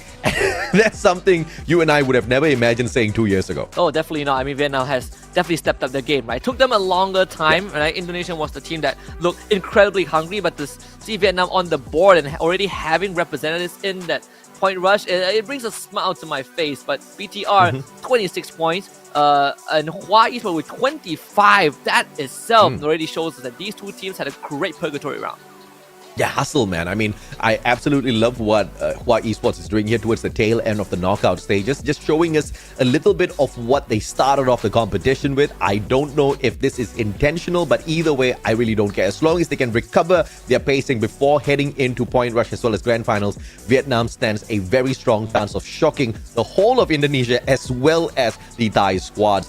But we still have to focus towards the bottom. Heavy as well as Onyx. Little by little, they get closer to PE Sports. PE is sweating right now watching the broadcast. Yeah, basically watching the entire final day of knockouts with bated breath, right? You gotta somehow pray that Heavy doesn't get 45 points. And you gotta pray that Onyx doesn't land another 50 points. That is the benchmark that they gotta achieve. And to be very honest, very, very achievable, right? Even average rounds can get them to the spot. So PE Sports, I mean, they gotta pray that they have done just enough to survive. Or not, they're gonna miss out their first grand finals in quite some time.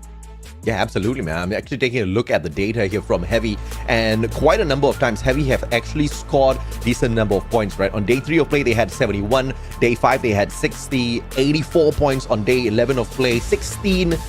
Day 16, they also scored 61. So a lot of opportunities here for Heavy just to kind of live up to the expectations and to take PE out of the top 12 and slot themselves in there. But it's going to be quite a tough fight, especially because Onyx Olympus is alive and kicking in there. I mean, in the previous game, Onyx Olympus took the 5-point lead. Now Heavy has taken that 5-point lead back from them. They are in front with 5 points. So it's going to go back and forth like this for quite a little bit until at least one of these teams give up. Honestly, the craziest thing would be the third scenario where both of them are having this infighting so much that they just both don't make it, right? Like, you don't get it, I don't get it. We both would feel very sad. Got 4 more rounds to go, so we'll see what these teams have prepped. For now, I think it's a bit of a break time for our squads. When we come back, it's going to be round 3 and 4 for the final days knockout stage.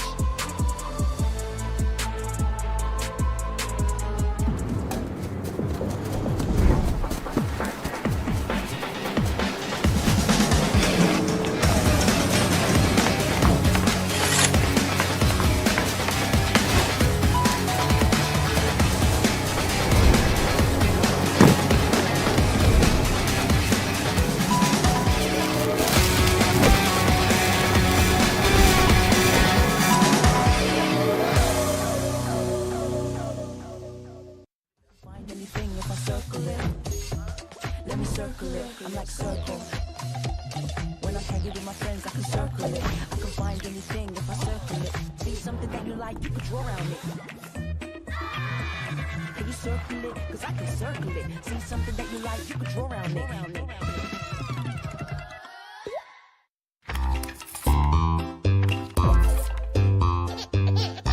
Sci-Fi has no means of escape to close this game out and secure the first booyah of the day. And now AG will look down towards our nominee for the Mobies here, Moshi on the opposite side, and he takes. See you Indo. Don't cry, gonna be flanked from both Foki as well as Jump God, and this is the end for PE and secures that booyah.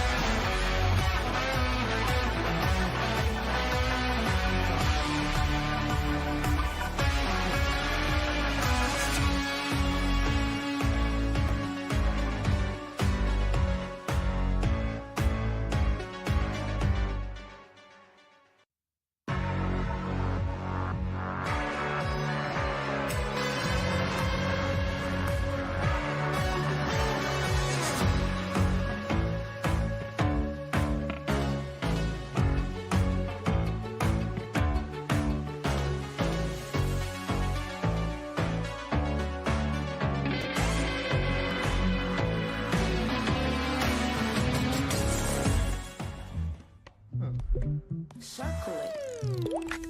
Circle, you let me circle it. I can find anything if I circle it. Let me circle it. I'm like circle. When I'm hanging with my friends, I can circle it. I can find anything if I circle it. See something that you like, you can draw around it. Can you circle it? Cause I can circle it. See something that you like, you can draw around it.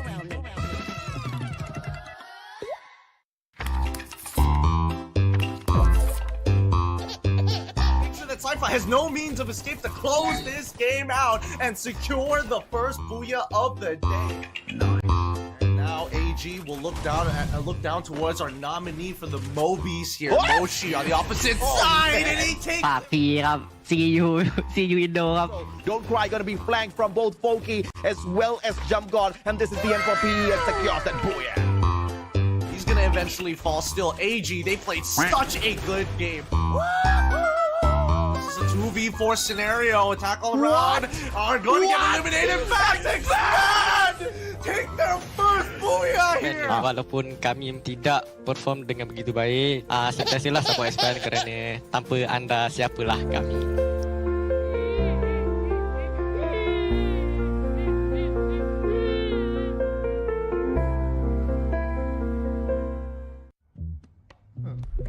Circle it. Circle, you let me circle it. I can find anything if I circle it. Let me circle it. I'm like circle. When I'm hanging with my friends, I can circle it. I can find anything if I circle it. See something that you like, you can draw around it. Can you circle it? Cause I can circle it. See something that you like, you can draw around it.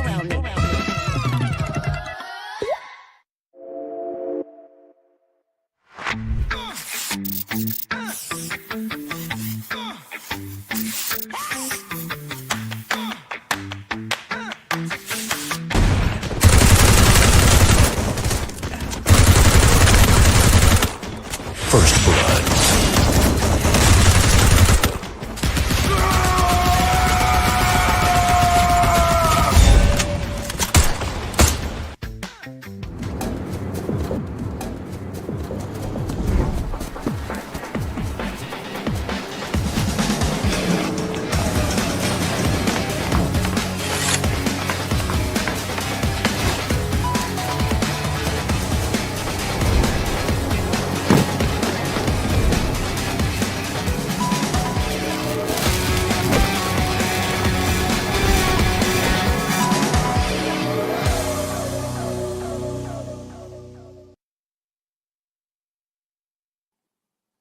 Welcome back, ladies and gentlemen, boys and girls. This is the Free Fire World Series Southeast Asia Fall Edition Knockout Stage, the final day for the knockout stage, the final 4 matches for the teams currently in the bottom 6 to make it through to be able to play in Point Rush as well as the Grand Finals, and of course earn a little bit of extra money from the prize pool. My name's AJ, I'm the Mustachio, down here with the one and only Husky, your casters for the day, and it is truly an exciting day here on the final day of the knockout stage. Yeah, it has definitely delivered, right? From the very first round, we've seen some miraculous comebacks, some great recoveries, the tenacity of some of these teams, and I would say even unexpected outcomes. But as we get closer and closer towards the conclusion of the day, you can only feel the tension between some of these teams. But for now, let's check out the day 18 summary. So far, RQ, Kazu, Hua Esports, and BTR have been absolutely killing it with more than 40 points already. Check it out, man. Top 4 teams from Indonesia and Vietnam. Once again, I never thought I would actually say that. Hua Esports, GOW, really making the region proud. But of course, we are more focused on what Heavy is doing out there on the battlefield, and they're not really putting a huge distance between themselves as well as Onyx Olympus. As you guys can see, 15 points picked up thus far by Heavy. Onyx Olympus has 13. They are neck and neck. Currently on the overall leaderboard, Heavy is 5 points ahead of Onyx Olympus, and they have to extend the lead if they want to make Vietnam even more proud of the teams that they have enlisted in here. But of course, Onyx Olympus, they want to play in Jakarta. They want to play on home soil and potentially stand a chance of being your next winners of FFWS SEA. Yeah, absolutely. I mean, for Indonesia, they have had times where their own team won on home soil, right? And that was last year, so they want to repeat that, but in a more official setting. I would say in this case, looking at the current state of the leaderboard, I think it's almost with certainty that Todak ain't gonna make it. Unfortunately, there's just too much of a gap for them to close unless they pull off some absolute miracle. But either way, they did put up a heck of a fight. We'll see how much they can push the envelope in the final 4 rounds. Bit of a substitution on GOW's side to make sure that they keep their spot in top 12. Yeah, T for Tan, and of course, Onyx Olympus has got a swap out as well. Gardu for Gari. And, you know, you're talking about the miracle run for Todak. They need an average of 20 points per game just to be able to replace PE Sports. And they have to pick up those 80 points and hope and pray that Heavy and Onyx do not get to pick up the points that they most definitely are looking for. Like you mentioned earlier, Heavy's looking for at least 44 points. If 45, they get to overtake PE Sports. Onyx Olympus, on the other hand, is tasked to absolutely absorb 50 points to stand a chance and be in the race here. Now, we did also take a peek at the top 3 teams on Alpine. You guys can ignore that statistic because Vietnam, Attack All Around, and AG Global are not playing. They're all from Group A and they have concluded their knockout stage. So we'll have to focus on RRQ, Twisted Minds, as well as Falcons, Sasuke. Yeah, and on top of that, we also got to watch out for Shin and Diggs, right? Almost same in terms of stat, but the core difference is that Diggs has 6 headshots so far today, just today. But you know, to be fair to Shin, he didn't really have to do too much heavy lifting in these long-range fights. He's always, most of the time, up close and personal. You know, he's blasting your dome off with his shotgun. End of the day, I think these two teams, you know, have really shown us why they were considered dark horses at the very beginning. And at this stage of the knockout stage, it's not that important anymore, but perhaps that would become a talking point again once we hit into Point Rush in 2 weeks. This is quite dangerous for the other teams because I did mention the top 3 teams. Hua Esports is actually ranked 4th in the overall performance at Alpine. Where they truly get hurt is their placement points, but they ravage the other teams when it comes to eliminations. One of the biggest reasons why their placement points are always hurt is because of the early engagement that they have taken up against Todak time and time again at Snowfall. If that happens again, it could go either of 2 ways, right? It's either Hua Esports wins that engagement, picks up extra 4 points as well as the loot off of Todak, or alternatively, they end their round super early because the current version of Todak seems pretty dangerous. It does seem so. I mean, they still have a very good chance of dragging Heavy and Onyx down to the gutter, right? Like imagine Todak shows up, they take out these 2 teams, they don't make it, but those 2 teams also don't because of Todak. It would be a travesty for Heavy and Onyx Olympus. So, you know, there's still a lot of influence that Todak can hold, but we'll see if that kind of gets reflected on Alpine. If you're Todak or Expand, and if you really want to make a name for yourself, since we are highlighting Heavy and Onyx so much, you might just want to take a hot drop on either one of these squads and just try your luck, right? I mean, either way, I'm pretty sure you and I are going to have a lot of fun watching that engagement. But speaking of Heavy and Onyx, come on, don't do this, Kibais. Dropping way too close to get nice. You have got them advantage as well as Stadium. High probability of an early skirmish between these 2 teams trying to break into the top 12. You know what they say, ask and you shall receive, but it definitely does look a bit rougher for Heavy because regardless of where they go, you either run into GOW or Onyx Olympus, and both teams actually are kind of like, one is a gatekeeper of top 12, one is a team waiting to break into top 12. You gotta pick a poison if you're Heavy. Absolutely, man. And it seems like Heavy's slowly backing away from the bridge. They did see a couple of players drop on in there. And Hua Esports, instead of meeting Todak, they're meeting Expand. Expand has chosen to hot drop Hua Esports. And Kashi is going to be forced to back away. Shin did not see that coming. Mickett comes flying through with the Bison headshot for the guy. And the first point claimed by Expand. And I love it. These 2 teams just going at it for 3 straight rounds. First round, it was a tie because Todak kind of ruined everything. Second round, Hua Esports got to wipe out. And now Expand off to a good start of their own. But clearly that they are very, very split up. I mean, it was a 1-2-1 split. Not really sure how much result that would yield because Hua Esports are coming back for revenge, and Poppy will not let that slide. Him and Yanbin wipes out 2 of Expand.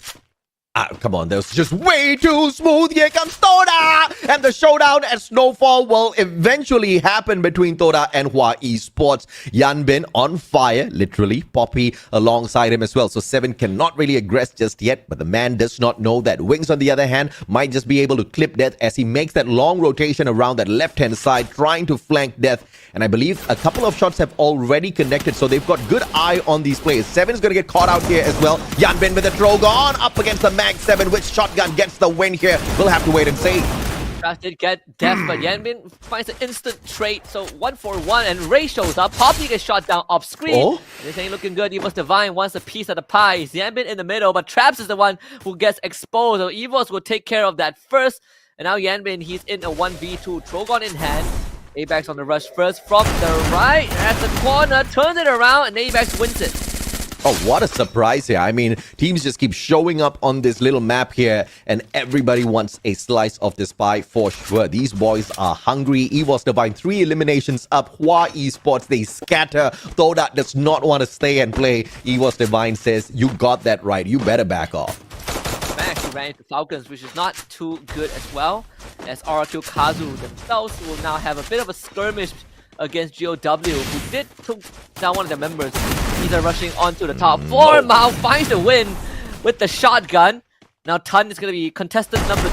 Mao does have time to back up a little bit, but with double fire, Mao realizes that he'll back up in time, and now has a chance to turn it around. The corner actually jumps off the watchtower into the hands of Demon.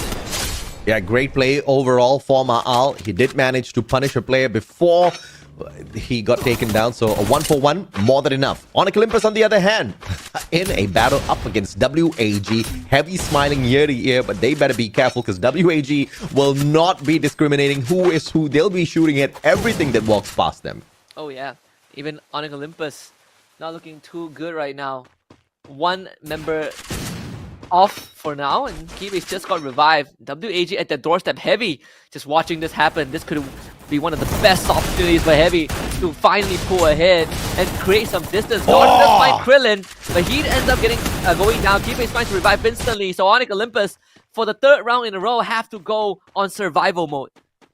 Absolutely, and Heavy, watching all of this breakdown, will not be getting involved. I was just saying they're not going to be getting involved, but they do manage to knock down a player from the side of WAG, and they're going in for the finisher. Allen down on the ground as well. WAG could barely recover from that encounter, and now they're forced into yet another battle. The remaining players, they back away, but I do see Falcons on the minimap just on the left-hand side, and they might come across WAG. Things are not looking good for the squad. No, not at all. WAG, they are going for a revive. They're going for revives right now, and Heavy so far singing a bit of a symphony. Falcon just found Explore and through the window clips him by the side of his temple. So that is another point for Team Falcons. They score 4 for themselves. Evos Divine just nailed their fist. And Falcons look like nothing has disturbed their pacing here at all. They found a couple of opportunities, grabbed that, barely scratched, and they've got the utilities to get into a couple of extra fights here as well. But they're, of course, going to focus on looting out the whole of Rimmer Mouth before proceeding. They do have the circle on their side, so nowhere they need to rush just yet. Yeah. Really not under any pressure if you're Falcons right now. Evos Divine, they're going to run into BTR, and it's not looking good. They're losing fights on all front. G'day needs help. Unfortunately, ABAX also can't provide much support. Ekao gets rid of kind of the 3rd point guard, so Evos Divine makes the call to disperse down the hill, which is actually a really good call. I like it because BTR can't catch them. Absolutely, and the counter from Evos is just eliminate line of sight, problem solved. Megatron Delta is not silly enough to go in for the chase, but Gardu with the mini Uzi is feeling lucky today. Traps turns around with the Bison, the better SMG, I'll have to say, but Gardu trying to play his lucky. He's got the tires on his left-hand side, but does not want to go on for the jump up the roof just yet, but he's walking into a trap. Gardu all alone with 11 HP, man. There's just no way you could have pulled that off. No way. I mean, he did try, but you know it was going to go down. And Heavy now has a chance to pull in more points.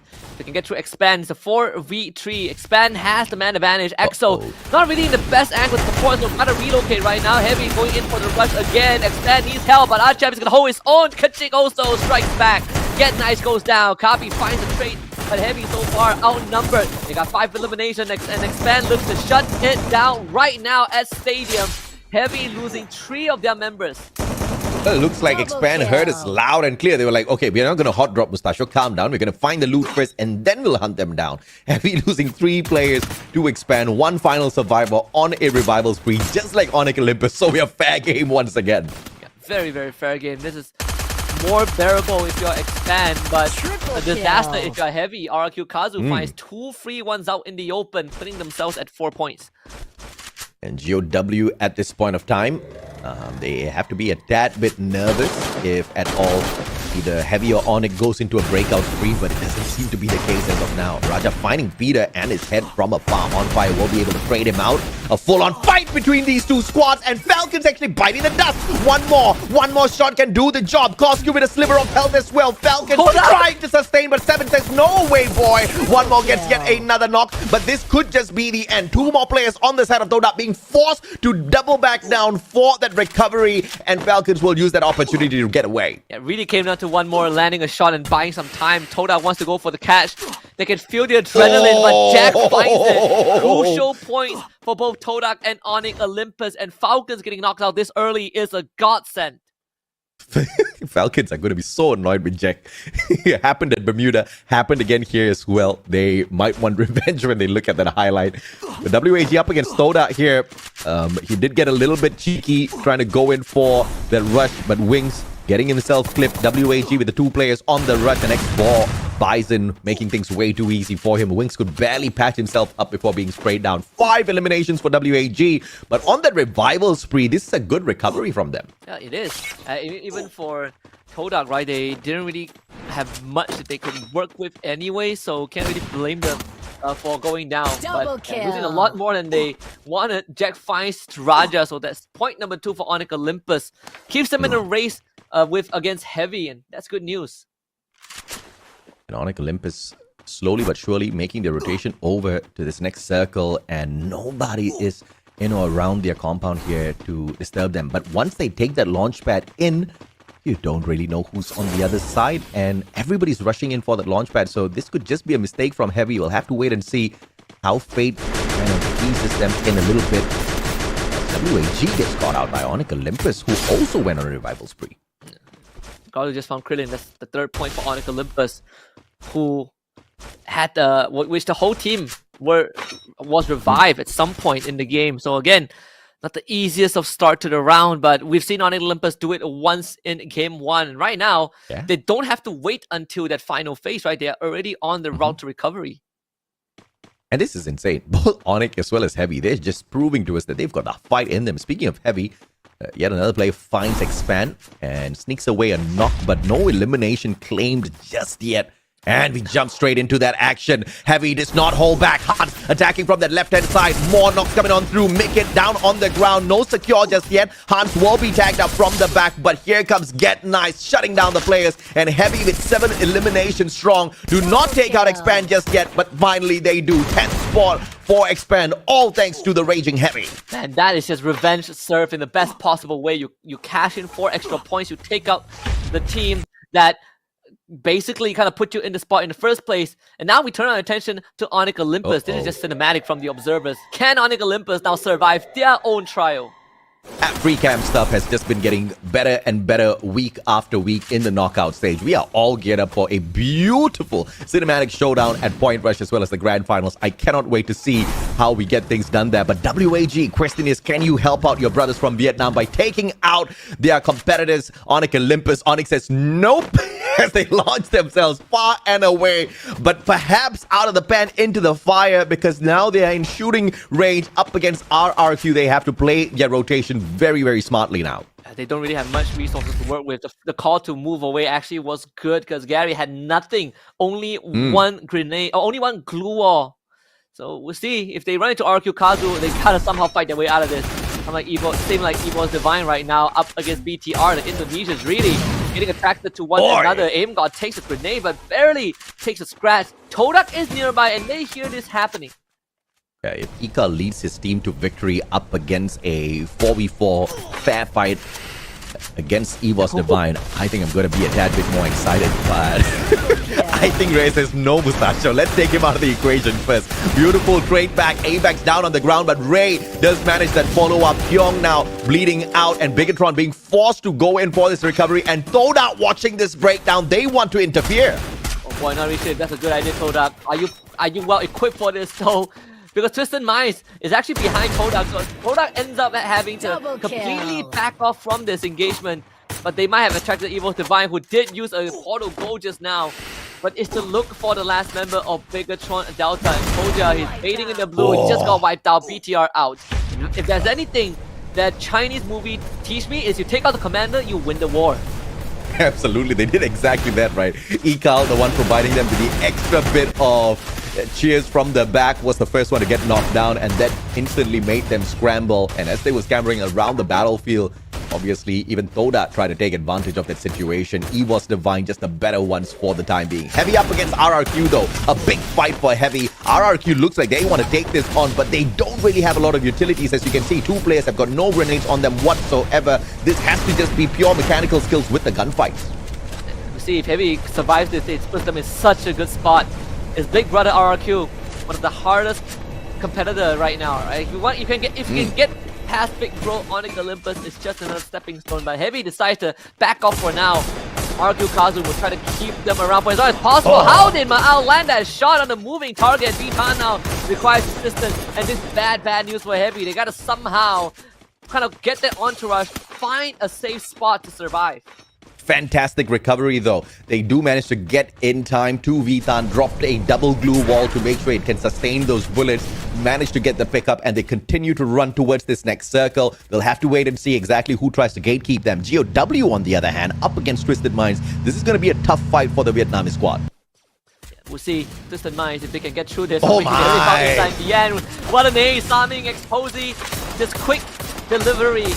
It's on the same day, and RQ Kazu wants to join in. This could turn really bad for them. As Twisted Minds are going to start backing off. Let GOW deal with the remnants of that skirmish. What a blessing for GOW there though. They do get to survive an extra tad bit longer, and the circle follows GOW. All they need to do is just stay silent, hope and pray. RRQ does not jump on them and try to take away the defensive spot. GOW moving back a tad bit. They're going to catch up with that action in a little bit as EVOS Divine finds themselves in the thick of the action as well, up against Team Heavy, who are trying to sneak away the top 12 spot away from their brothers Onyx Olympus, and it looks like this might just be possible. Kabi now straight down onto the ground. Takes himself out with a grenade launcher. That's not the way. That's definitely not what you want if you're EVOS Divine, but Heavy, they're in a rough spot. The blue zone is killing all of them. 3 of them knocked down by the blue zone. And Vitan left to wonder what has just happened. Can only prone now, only a wall divides him and EVOS Divine, but once they turn the corner, they will find him. Heavy could not survive the elements.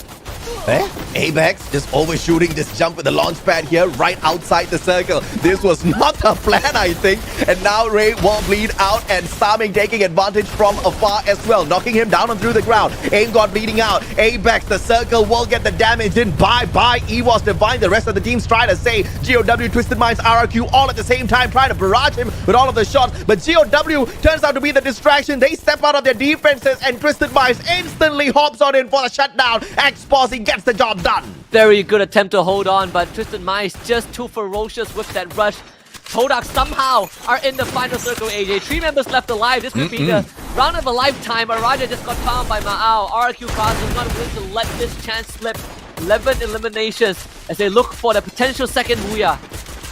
Yeah, 7 bleeding out. Perhaps can he stay alive long enough to face off against either Twisted Minds or RRQ, but they first need them to start interacting, but unfortunately he will be led to his demise. Twisted Minds, too easy for RRQ, the full squad, and the team walks away with a booyah. That's the second booyah for RQ Kazu and the third for Indonesia. We have not been able to break free of this Indonesian studio. I mean, it's a lit setup, but man, they really are keeping that PCU on their side.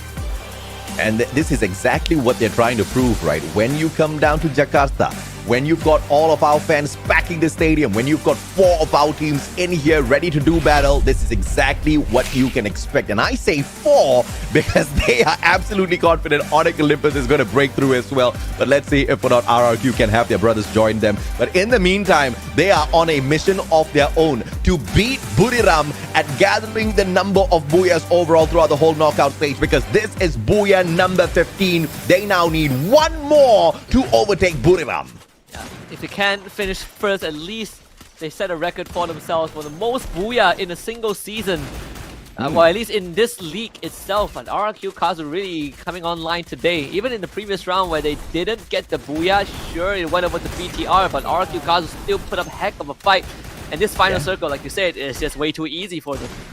It was a little bit chaotic for sure, but RRQ managed that, right? And it's so amazing to see how this Indonesian squad has managed to perfect this final sequence battle over throughout the whole 6 weeks of grueling battles in the knockout stage. In the first half, all they did was purely focus on placement points, purely focus on figuring out how this circle is going to work, and they were able to get it spot on time and time again, hence why massive number of Booyahs on their side. And then the second half of the knockout stage is where they started engaging a little bit more, putting themselves in some of these tough fights, not looking for the final circle anymore, because they knew they had to be ready for battle once they get into Point Rush as well as the grand finals. But this is now all coming together very, very well for the team. I think this is one of the teams that has really made good use of this marathon here at the knockout stage. Oh yeah, really just taking the time to find what works for them and refine what doesn't. We also witnessed kind of a sequence of heartbreak, right? I mean, Heavy on such a good run. If not for that counter with EVOS Divine and them losing 3 members to the blue zone, they probably would have been contenders for the Booyah. But all things considered, I think they've done more than enough in this round, at least to pull ahead of Onyx Olympus, because everyone else is already at the top, so it doesn't really affect them that much. Yeah, Onyx, didn't really pick up as much, so it was a much better win here coming through from Heavy in the overall grand scheme of things. No Booyah, no problem, bro, as long as they get to pick up those points. But of course, interview once again, let's send the cameras back to Baby Lee and Gwen.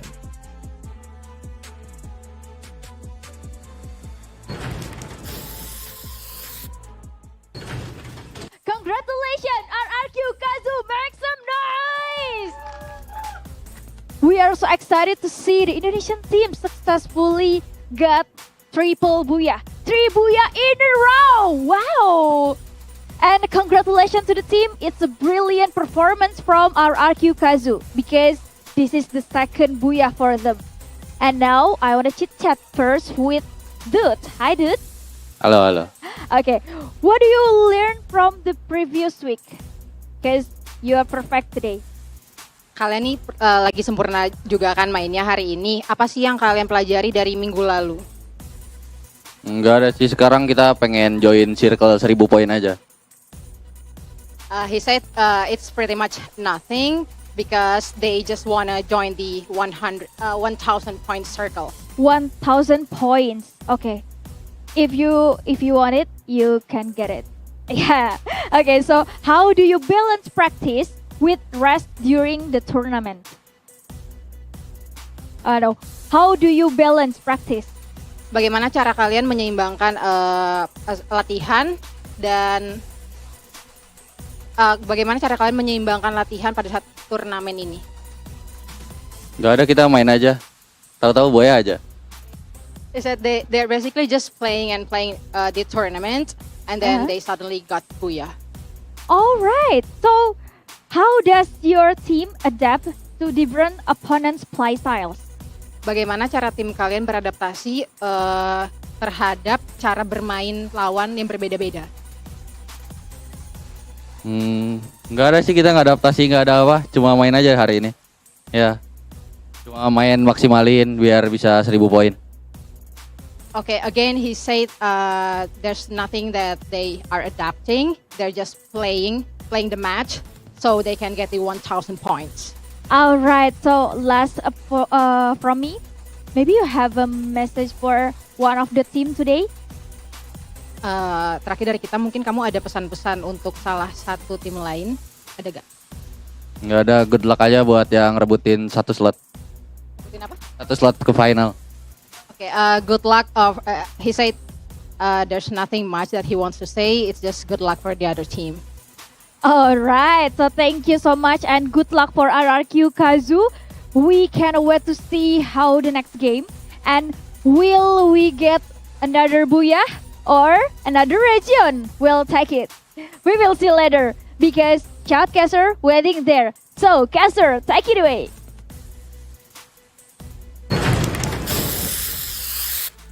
Thank you, Baby Lee and Gwen once more. This time you hear it from dudes. Same answer as what we heard in the first Booyah. They just played a game, right? Played a game. We do our best. We're just better. Good luck to the rest.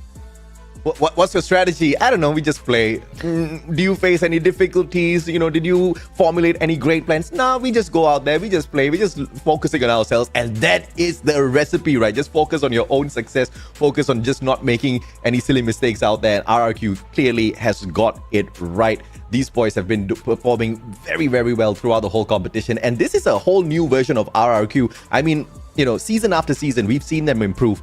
They lost Legalot. I thought that was going to take a huge hit, but these guys just exploded right after that. Especially when, them not playing with Legalov happened at the biggest stage in the Free Fire history. It was at the Esports World Cup, right? People had a lot of doubts. They showed some promises and, you kind of sway the opinions a little bit. But I think the knockout stage definitely cements that this new lineup is probably what it takes to push RQ to greater heights.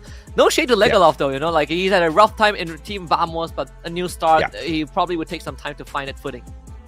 Yeah, I do agree with you, man. But of course, we do want to take a look at what happened on the leaderboard for that particular matchup. But before that, we have to go through the boring stuff as we have to look at who's the MVP from RRQ. Does it even matter? They're not even aiming for that. They're just aiming for the 1,000 points and 16 booyahs on the minimum. And obviously, they are so close to that. Thus far, they've already picked up 69 points through the day. And Mr. Ma'al gets to pick up yet another booyah. My God, massive one for him.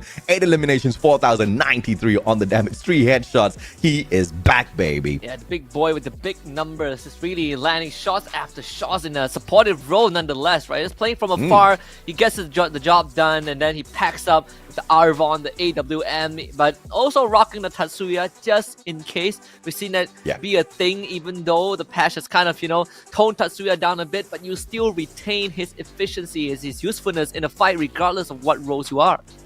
Yeah, I want to see a CS match between players like Dew, Ma'al, you throw in Moshi in there as well. And I just want to see an all-out sniper battle between these boys to see exactly who walks away with the victory, because numbers, eliminations-wise, it may look like there's a little bit of difference, but when it comes on to those 1v1 engagements, it's all down to those micro decisions made within those very seconds itself. And I really cannot take a pick as to which is that more proficient sniper out there. Yeah, if you want to talk about, information, right? No team does it more, no time prioritizes that more than RRQ. Triple Arvon. So no matter where you go, they will somehow find a way to kind of scout you out and prep for the next move. And again, RRQ is one of the few teams that really knows how to play around the intel that they're given, right? They get the read so well, they make sure that they're in the right position, and it really opens up opportunities for people like Ma'al to land these crucial shots.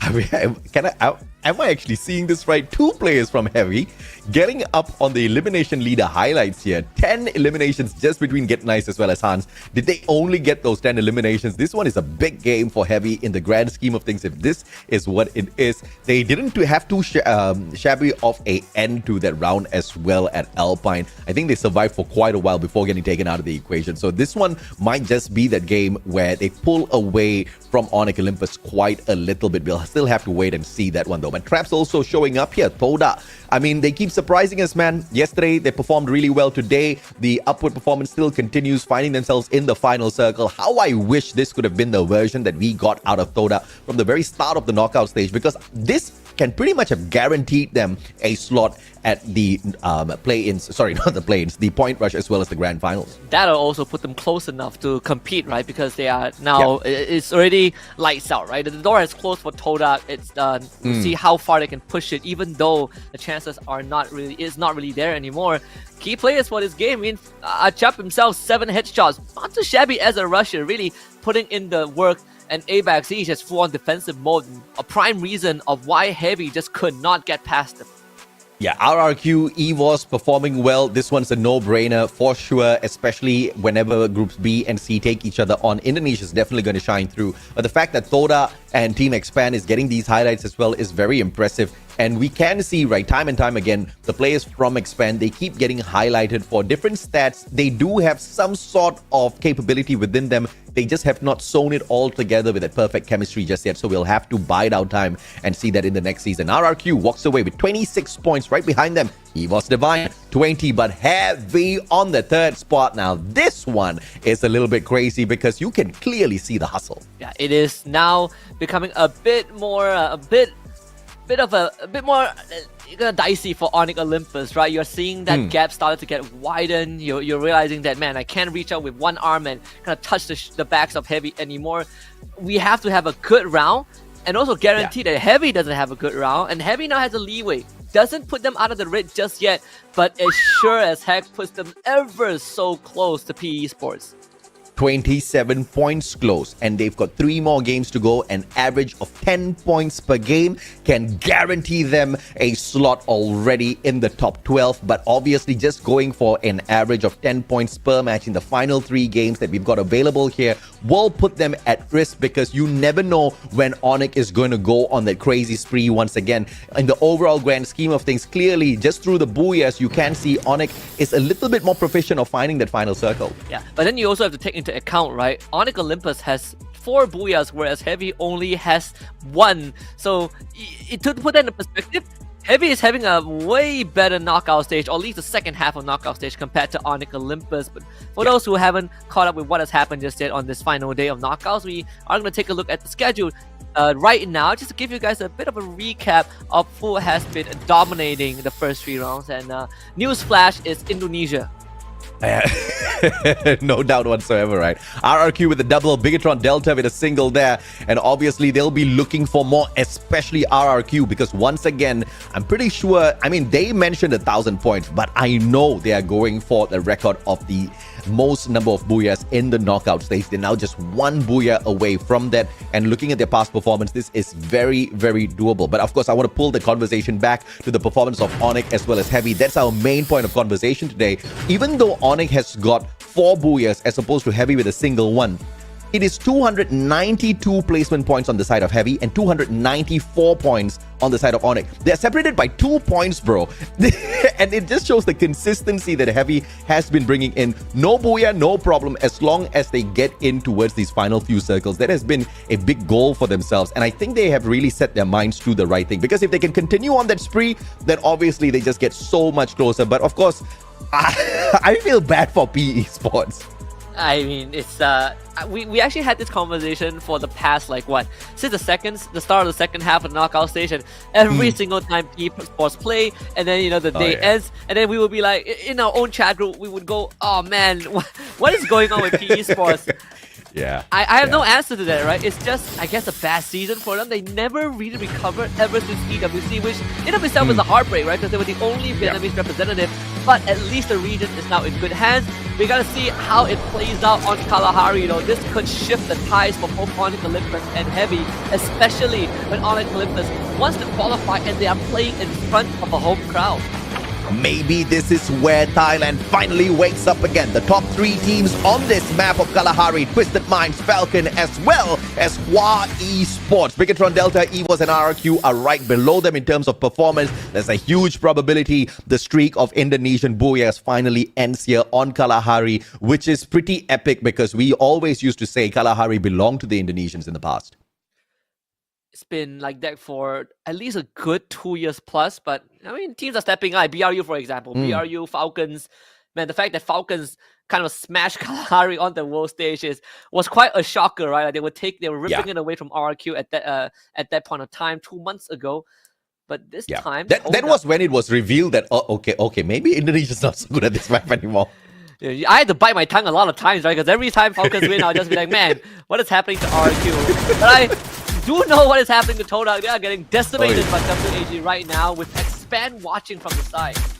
Yeah, taking the hot drop here on the sub expand. Oh my god, EVOS Divine being dragged into this as well. Listening to all of those beautiful gunshots. It's music to their ears. But the question is, are they going to be able to take advantage? EVOS Divine currently does has that high ground advantage. Achab has that high ground advantage as well that he uses to decently take that knockdown onto Wings. Mikit joins the fight. Xbor gets knocked down. No idea who did that. But Alan goes in for the save. Mikit has an opportunity here. But the Parafal does not get the job done.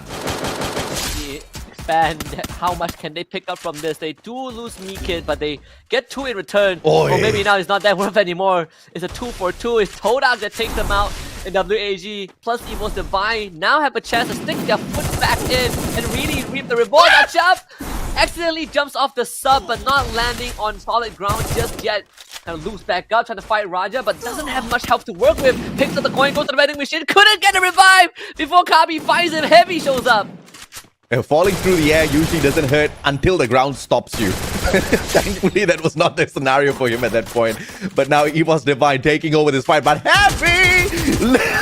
Oi, oi, oi, oi. How many of them are going to get baited in here by the sub? We're seeing team replace one another. And now Heavy is looking to jump into this excursion as well to rip away some points. And WAG says, all right, guys, you guys step in, you guys tag in. We are out of here. Yeah, this 1v1 was down to who misses most of their shots, and they've got landed his last clip, so thank goodness that EVOS not only won that, but they also took control of the sub finally, as we're not looking away from this point anytime soon. Hans shows up, and Vita finds Ray, what a snipe onto the high ground. Apex just showed up on low ground and decides that he needs to build from there, but Heavy got him in the shot out mid-air. Heavy just found 3 free points, AJ. Dude, every single team that has tagged in have found points here. The question is which one will be the last one standing? Who has the last laugh here? And we'll have to catch up with that chaos in a little bit. As I hate this engagement. Both teams on the red logo. Sometimes it confuses me on this play-by-play. But Shin will do me a favor by dropping early. Bigatron Delta very quickly overtaking Y Esports. PTR getting 3 points, so we get a bit of a breathing room, I guess. Well, not for Expand though, they just found revenge. Kachik finding Gade again. And he was the guy who got taken now, got revived, and Ray finds him. We're not done just yet with this skirmish on the other side of the map. But, you know, at least it is, at least he has died down a little bit. This is why I love Free Fire, man. The action is just non-stop at going. times. Alan versus Kabi. Kabi will get caught out. Down on the ground, Alan surviving that. And come on, GOW now tagging it. Do they just not stop at all? The players will get scanned out. Hans does find Alan finally. WAG, that's going to be the final player on the sub that gets taken out. And now it's GOW going in to shut down Team Heavy. Literally a boss rush for Heavy. I mean, if Heavy wins against GOW, it would be the biggest round that they have ever gotten so far in today. GOW hunting for Heavy, who has split up right now. Heavy knows they can't fight. It's 3 shots in a row. Tun looking for number 4, and Hans is now stuck behind the glue wall. Grappling hook, duck behind the terrain. The rock formation is keeping him safe for now, but Dian is now right in his face. Overshoots a little bit. Hans taken down by Iza from afar. Could have been disastrous for Dian, but they still pull it together. Indeed, beautiful play from GOW, but of course a tad bit risky there. Thankfully, there was backup from afar. Bigatron Delta loses Koja. There's a huge probability it was Poppy, and a little bit of an assist coming through from Death as well from afar. Poppy now up against Kyong. It's a 1v1, at least for the time being. The Cassie's therapy is there, and Poppy just did not stand a chance. Gets sprayed down with the Trogon. 71 HP still left on Kyong, but nobody else left to hunt here except Death. Hwais was also dispersing. They leave Death out in the open and send a second member into the circle. So at least there's a surviving chance. But this one, nice to see this. It seems like Expand has heard something in the wind. Maybe they could finally stop Heavy in their tracks at command post. But I believe Heavy has more than just Get Nice. So it's definitely not the end for them just yet. But it would be nice to keep Get Nice alive. It's like a pendulum just swinging back and forth. And this particular pendulum on each side has got Heavy as well as Onyx Olympus. One time it's one team just doing a slightly bit better than the other. Heavy this time having suffered heavy losses, but of course they do have some extra eliminations at the very start as well. So that's going to keep them sustained for a little bit. Speaking of which, Onyx Olympus got a quick sneak peek at them. Full squad, still looting up, not disturbed at all by anyone. Yeah, Todak just got wiped out by WAG, I think. So that is just unfortunate for Todak. Didn't really get to play this round too much. Speaking of which, where is Sonic Olympus? We have gone quiet. I mean, you did suggest that they kind of play slow until the final stage of the game. It probably is a good thing if Heavy didn't get like a head start point at the sub early on. So it does make things a bit more complicated. Falcons running all around, and they have the advantage here because Bigatron Delta just absolutely scattered. The X will be caught out up against the one and only Peter with the Trogon. It's a fair fight between the two, but now finally the players are all surrounded. Bigatron Delta dropping back for the support as well. Now Falcons should have finished off the job a tad bit earlier. That Dix finally gets knocked down to the ground. On fire will eliminate him from the equation. Hyung forced to scatter instantly. That purchase has come back through, all thanks to the vending machine there. Dix is going to get into the circle, but the rest of the players, can they survive? Oh, what a good glue wall from Falcons to really block off that entrance. Also isolates the member of BTR, and yeah, Kyung is just on revival duty, has stashed up enough coins to get his team back. And Falcons, they smell what's wrong. They're like, man, the revives keep coming through. We have to get rid of the head of the snake. But Kyung is out of there. Let's see, can he buy enough distance though with the grappling hook? One more, get across the wall at least. Just enough. But what now, though? He tried to get into the circle, and Coscu surviving with a sliver of health. Finally, the rest of Falcons catch up with him. Kyung with the Trogon needs to find a lucky shot and an elimination through those blue walls here. He has got 4 to work around with, but no health whatsoever. Peter, CQC with the Woodpecker finally knocks him down to the ground. Falcons with elimination number 5. Yeah, good enough for him. That's the best he could do, but he bought, I'd say, enough time for his team. The rest is up to his teammates. I can say the same for Shin. Evo's Divine just found him. He is instantly just eliminated. Can't even show that part because it's too gruesome. Evo's Divine, 4 eliminations. I mean, they were forced to play a couple of revives early on as well, all thanks to the sub-chaos. But of course, Team Heavy has found that recovery, all thanks to the late interference of GOW. They could not finish the job, and Heavy said, no problem, don't worry, bro. We'll meet you guys later for a little bit of extra revenge. Ikal walking away. Let's see if or not Hans can spot him out. Nobody's keeping an eye on him, so Ikal's going to survive this one for a bit. I really thought that someone would have saw him, right? One of the Heavy members was even on the balcony. So Ikal got lucky. He's far away, right? Oh, no, no, not lucky anymore. He just got spotted out. Yeah, they just saw him. Would they go and for Kirby's him? like, nope. I think if you're Heavy, just let him go, right? Just let him go, play your game, just, play it safe. Onyx still at the very bottom with 0 eliminations, and it's starting to get a bit worrying. The only thing that would change that is if Heavy gets knocked out right now, and Onyx Olympus somehow gets into the final circle. Absolutely right. And because like you said, 6 eliminations early for Heavy, and that's going to be giving them the upper hand for quite a little bit. But Twisted Minds will be in the crossroads here for Onyx Olympus if they want to cross over to a better safe side. And Twisted Minds are not even allowing them to make the decision. They're taking the fight straight up to them. There's WAG as well. You can see the moment the shots were heard, WAG started inching forward. So this is really a bad spot for Onyx Olympus to be in. Twisted Minds do see the WAG members. Maybe this could be a diversion that Onyx Olympus needs to cash in on some points. But they feel stuck, right? Like, no matter where they go, it's either you go into the blue zone or you go out into the open. So Onyx Olympus, they have a tough decision to make. And Twisted Minds is falling back quite a little bit here. And they've got some natural defense to play around with. So Onyx Olympus cannot start shooting at them just yet. But WAG does have a line of sight that they can work around with. What they cannot do is rush straight towards Twisted Minds, because then that gives an opening to Onyx Olympus. This is a stalemate for the time being. And WAG says, okay, no problem, bro. Let me bring my monster truck to get this solved. Yeah, and the circle moves away from both of these teams. So who's going to make the first move? I feel like if Onyx Olympus somehow makes it into the circle first, they have a very good chance of stopping Twisted Minds, and they're gonna do it. Hop into the monster truck. It's time to go. Or maybe not Zyru.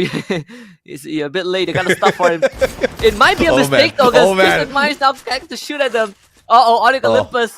Maybe you should have left that guy behind, and now they are forced to fight out in the open. One more. They're all trying to take the launch pad. And now here comes the Riptide Rhythm to tear down those glue walls. One more knocks down Hans. It is just a absolute GG for Onyx Olympus that tries to run away. But one survivor did manage to sneak away from all of those shots out of the side of Twisted Minds. Zyro, question is the man loaded? You can only imagine the disappointment of the fans in that live crowd watching that go down. What a disaster for Onyx Olympus. That was their best chance and they blew it because someone didn't get into the car quick enough. Falcons are now even survive on their own fight. On fire in the open. Does place on the blue wall, but someone is looping around. Apex from behind. No one sees him. Koskyu, he's exposed. Apex goes for it, but Koskyu reacts in time and able to weather out the assault and start backing off. And Apex not landing that shot is now going to put them in a rough spot, but they're going to wait for one more as well. On top of the roof, they know that one more needs to go, and he breaks his ankle coming down, but backup shows up. Aim God will not survive that. Oh my, Falcons very quickly overwhelming EVOS Divine, but two players bleeding out on fire. Needs to get picked up here just beside Ray, and one more goes in for the save. Bigatron Delta, on the other hand, off screen, looking for EVOS Divine players from afar, but Falcons gonna get the job completed first before they can get there. Heavy even snuck away a kill courtesy of Team Falcons, so Heavy continuing to put in the work, and he's really starting to get dicey. Falcons out in the open, does run into Onyx Olympus. And this might have just crushed the dreams of Onyx Olympus of making it into playoffs. That might have been the decider. Speaking of what has been decided, Heavy in the crosshairs of Falcons. And it looks like they're tanking quite a bit of damage from this blue here. Circle number 4 is 100% not friendly at all. Heavy needs to make a move on here. Done managing to dodge all of that split blitz. That's pulling out a dud, and Ma'al with that follow-up from afar. It's actually Twisted Minds with the shot, and they do get to claim a life. And now the skirmish between two Vietnamese squads, GOW and WAG. WAG just has the slightly better advantageous spot here because GOW is stuck between so many squads. Rough spot to be in. Because WAG, sure, they only have to worry about GOW, but what comes after that? Because RQ Kazu, I think they got a fantastic read on the circle. They are surrounded by teams on most of the weekend, and Toudak not aware of that. Ooh, goes like up, shot out of the air. And that's elimination. Expand out in 9th spot. Beautiful stuff coming through from W. they were not supposed to be able to get that. Just got lucky. Achap just showing up in the most unfortunate of manner. And Expand loses the opportunity to continue surviving. Pretty sure there was a vending machine in there that they could have used, and the man did have some coins on it. WAG, launchpad, making that cross around. Straight towards Heavy. Why Esports does have a player right behind them. Shin is not looking for any engagements though. Heavy going in for the push up against WAG, and they have to go in for this push mainly because this is the defensive spot that they want to hold on to. Heavy made their presence known very early. Kabi actually finds the nade onto Cyrus, so that's a knockdown. And now look at the binoculars, right? The scan on that area. Bigatron Delta calling in backup, and Falcons, they're gonna watch this go down. And Heavy, you reveal yourself this early on, you gotta make it work because there are still 7 other teams left aside from them. So Heavy has a lot of teams that they need to go through. And they do not have to be the primary force that gets involved, but they sure as heck don't have much spot to work with. Yeah, the pressure is on Heavy now, tanking the damage from Circle. Yeah, that's a terrible idea. But they do manage to sneak on in. They can't even use the launchpad to get themselves to the opposite side of the battlefield because that's just open ground, and it's going to put them instantly in the crosshairs of so many teams players. And Vitan holding on to the back line. I don't really know exactly what the ideation is. Vitan does get clipped from the back. Hans and Kabi moving forward first just to scout out the area as YE Sports drops out in 8. They do move slightly closer to Falcons Esports, to Team Falcons, so that might be the difference. Koja got revived and he goes down again. BTR just on a survival spree, the revival spree, but it is clearly feeding points to other teams. Heavy actually have some breathing space right now unless BTR flushes them out. BTR actually forces a split on the Heavy side. WAG against Twisted Minds on the other end. But again, Falcons, they're watching this go down. Circle going over Twisted Minds, and Heavy, they're landing the eliminations and finding more knocks. Alan, beautiful headshot just to slow Heavy down a tad bit. He's actually going in for the finisher with the Drogon. Can he get the knock though? Absolutely not. Rebel Rush just to put him a tad bit closer to Heavy, and he finds the back of yet another player. Cyrus with the elimination as well. Krillin traded out. Here comes Falcons now to save the day for Heavy. And Heavy continues to stay in the round, but it might run up pretty soon. They are tanking the blue unless Hans can somehow continue to out-heal this. It's not going to be easy. Yeah. Falcons member Hans is still healing, but realizes he has ran out of supplies. Now going to book it for the circle, or at least get a couple more points before it expires. Hans goes down to the blue. Hans out All thanks to the circle, and now RRQ up against Falcons. Twisted Minds taking this opportunity. The back's turned up against them, and Twisted Minds says, thank you very much. Nameless now on for the push. Duds has barricaded himself in with all of those glue walls. Falcons on the opposite side. RRQ doesn't have anywhere to run, and Twisted Minds makes good work of them, and now it's an all-out Thailand battle. No more booyahs for Indonesia. Finally, we're going to have a change of scenery at the end of this, at least for the interview, but we'll see if Team Falcons can finally close it out. Them against Twisted Minds. Peter on the flank. He's going to take his time. Twisted Minds starts dropping down. Peter, can you catch the timing? There is Sami and Exposy on the high ground. They've split up Twisted Minds. Peter now goes in on his own mission. Gets a monster truck drop on top of his head. As Sami is now injured, but Cosmo goes down. Peter now has to jump to a low ground. Sami does get taken out as Nameless now fights on fire. One more drops. Diamond around the corner. It's electrotherapy again, turning Diamond into a literal machine. Nameless also running down Falcons members. Twisted Minds just divide and conquer, and Peter will have to face off against 3 members of Twisted Minds. Nameless and Exposy surrounding him. Peter doesn't have much left. Twisted Minds with a booyah. And as anticipated, the top 2 teams of Kalahari, they make it into the final circle for the final sequence of battle, and Twisted Minds outdoing Falcons. Technically, they were the number 1 squad on this map even before we started, and they have just solidified that position up against groups B as well as C. Beautiful overall sequence of events for Twisted Minds, and we didn't actually see them in action all that too much in this game. Yeah, they kind of showed up, here and there, but the majority of their presence was in that late game, right? Same as Team Falcons, same as RQ Kazu. But this definitely is going to affect the leaderboard a little bit. Twisted Minds with the booyah it's going to put them closer to RQ Kazu for sure for the 3rd spot. But based on what we've seen so far, I think Heavy is now in a fantastic position to make top 12. I know Falcons didn't really win this final sequence, but the way Peter was moving up and down this battlefield was just so beautiful to watch. If only he could clone himself, I think Falcons would have just absolutely crushed Twisted Minds in that sequence. He just needed a little bit of backup, but he was trying to do everything all on his own, right? Taking that high ground, going in for that backstab, finding the shots on these players, but there was just nobody giving him that assistance in order to be able to secure those knocks, and instead the rest of his team members fell a little bit too early, just forcing a little bit more of that chaos to come on through. But of course, Falcons in the overall grand scheme of things did pretty well.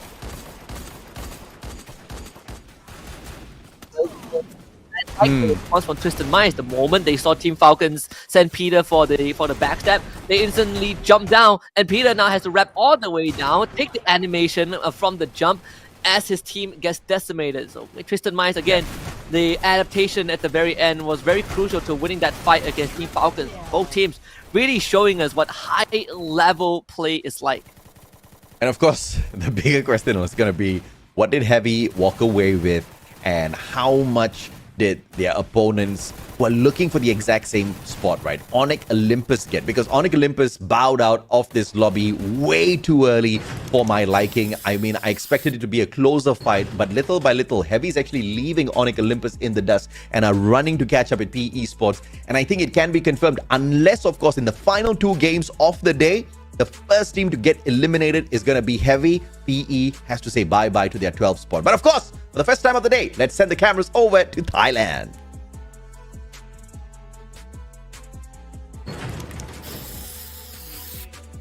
Explosive from Twisted Mind! Yay! The first booyah of Thailand team today. I'm so surprised, but it's great to be here and great to have you back. How was your day? วันนี้เป็นไงบ้างคะ ก็ไม่ค่อยดีเท่าไหร่ครับยังไม่ค่อยตามเป้าครับยังมีข้อผิดพลาดเยอะครับ Not quite good because our performance is under our expectation. Oh, okay.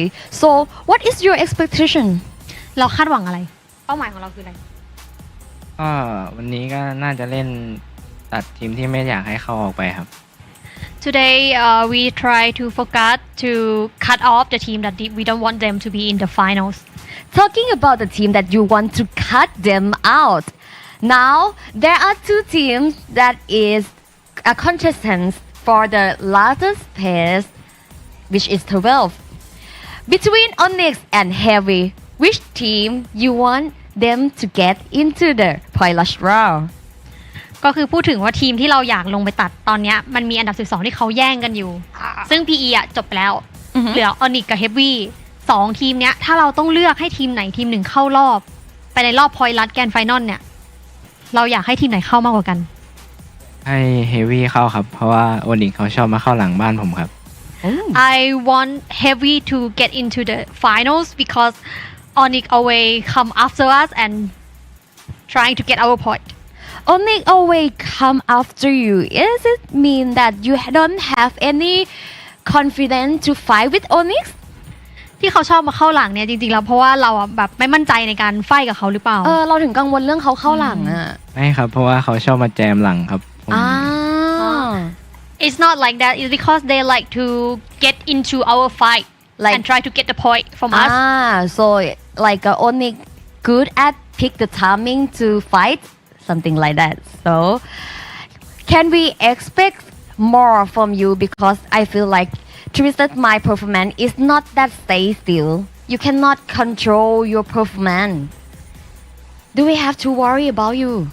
เราต้องแบบกังวลกับทีมไหมคะเพราะว่าดูทรงแล้วเหมือนทีมเราแบบตอนนี้ไม่ค่อยคงเส้นคงวาแล้วก็เล่นได้ต่ำกว่ามาตรฐานอะก็กังวลอยู่นิดหน่อยครับเพราะว่าใกล้จะถึงรอบชิงแล้วก็มันต้องปรับอีกเยอะครับแต่เราชมพวกเราได้เลยครับเพราะผมเตรียมพร้อมไว้แล้วครับ I am a bit worried because we have to adapt and fix our mistakes so maybe you guys can stay tuned to grand finals Okay last but not least we still have some game left.And I heard that Saming said he want to pay Lan Lan today. Okay, so are you guys gonna pay Lan Lan today? เหลืออีกแค่2เกมแล้วเหมือนพี่ยูเขาได้ยินสมิงพูดว่าวันนี้จะเอาแบบลั่นๆเลยวันนี้เราจะได้เห็นไหมได้เห็นแน่ครับรอชมเลยครับ Of course we will see.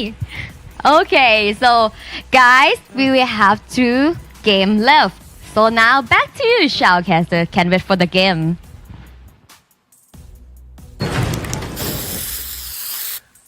And that's Exposy alongside Yuki Deku and Bunla Trix. Great to see Thailand finally get a booyah, but I agree, right? Slightly more underwhelming performance so far from all the Thai teams today, but it's good to see them step up. I'm just annoyed that Yuki said Lan Lan and she didn't translate what Lan Lan is. I want to know now. How are they playing Lan Lan? What is Lan Lan? Is it a dance? I assume so. I know they have a lot of dance in Thailand. Like if you want someone to perform, actually, you should let Dew get interviewed because he has a lot of that in his arsenal.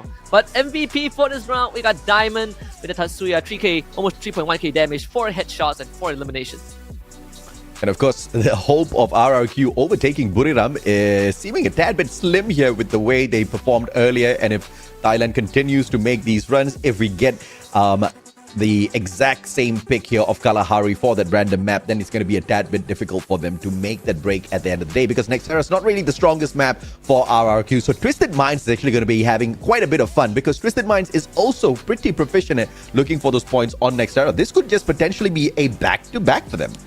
Yeah, 100%. I mean, even for Twisted Minds, right? Like if you give them the right conditions, they really can prevent you from even touching them. In this case, you look at the lineup that they run, it's a mixed bag of everything. Obviously, they're going to be eating a ton of utility with the absence of A124, but at the same time, for them, it's all about aggression, and they just want to make sure that once they get in your face, they take you out.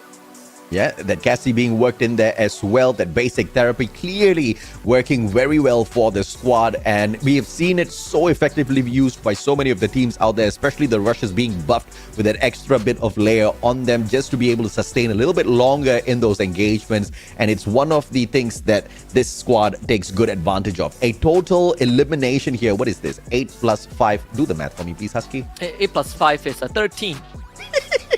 13 eliminations.Sometimes the brain lags a tad bit, right? 13 eliminations with the booyah as well. It basically means Twisted Minds did decently well on this game and they continue to dominate Kalahari, which is going to be a problem for all of the teams in Point Rush as well as the Grand Finals. Oh yeah. Can't wait to see. I mean, again, Twisted Minds have a very good chance of just walking away with the rest of the booyahs. But I need a bit more convincing, right? I'm sure this is a booyah for them, but they haven't been the most consistent throughout the entire evening. Elimination leaders, though, it's good to see Peter back in the lead with 6, tied up with Vitan and Deeks, and then you have Nameless at 5, Diamond with 4. And I know you're disappointed with Twisted Minds because you spent your money at the Esports World Cup getting their jersey. Hey, it's a sick jersey, all right? It's a sick jersey. It is. I should show it. Hold on. I'm gonna grab it.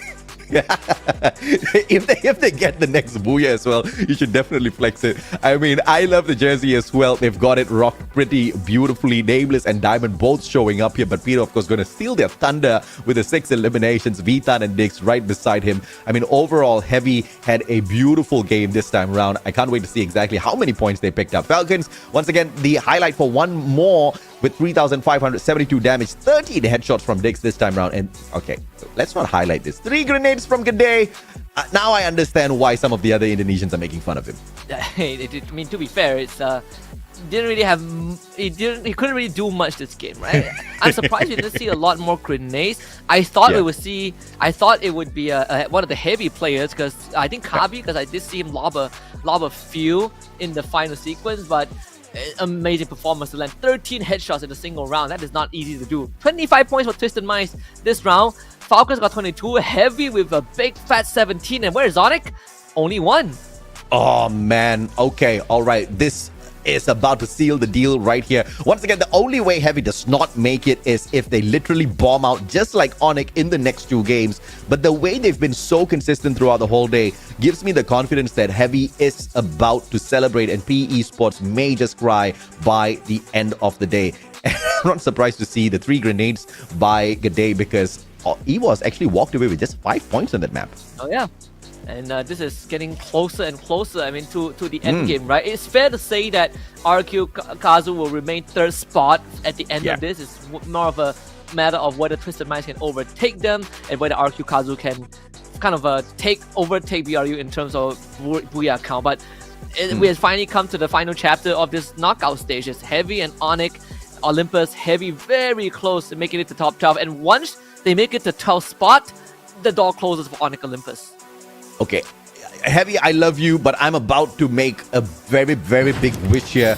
I wish to see in this next match, Heavy to pull a Onyx Olympus, to walk out of that lobby with 0 points on their side, and for Onyx Olympus to take the Booyah, just so that we can have a super exciting map number 6, where it's going to be neck and neck. One map, one match decides who breaks through the top 12, or neither one makes it through. But of course, I don't know if one of that wish is going to come true. Yeah, it's I mean, if you start wishing for it now, it's probably a bit too late. But if it happens, I tell you, if it happens, we will be the only one that's enjoying it, because everyone else would be having a rough day. You miss out the grand finals by 11 points. Oh boy, that is really going to sting when you're that close. But you know, I'm hoping for this team to make it. I spent some big bucks on this, so they better get the final 2 Booyah. They're already in grand finals. We'll go for a short break, and when we come back, it's going to be the final 2 rounds of this knockout stage before we find which top 12 teams make it through.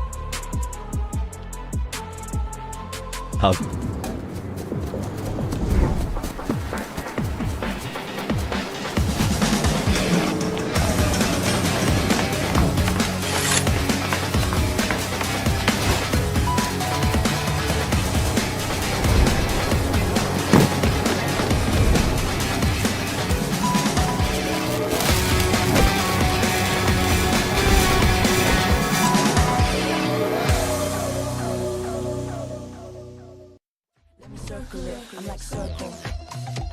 When I'm hanging with my friends, I can circle it. I can find anything if I circle it. See something that you like, you can draw around it. Can you circle it? Cause I can circle it. See something that you like, you can draw around it.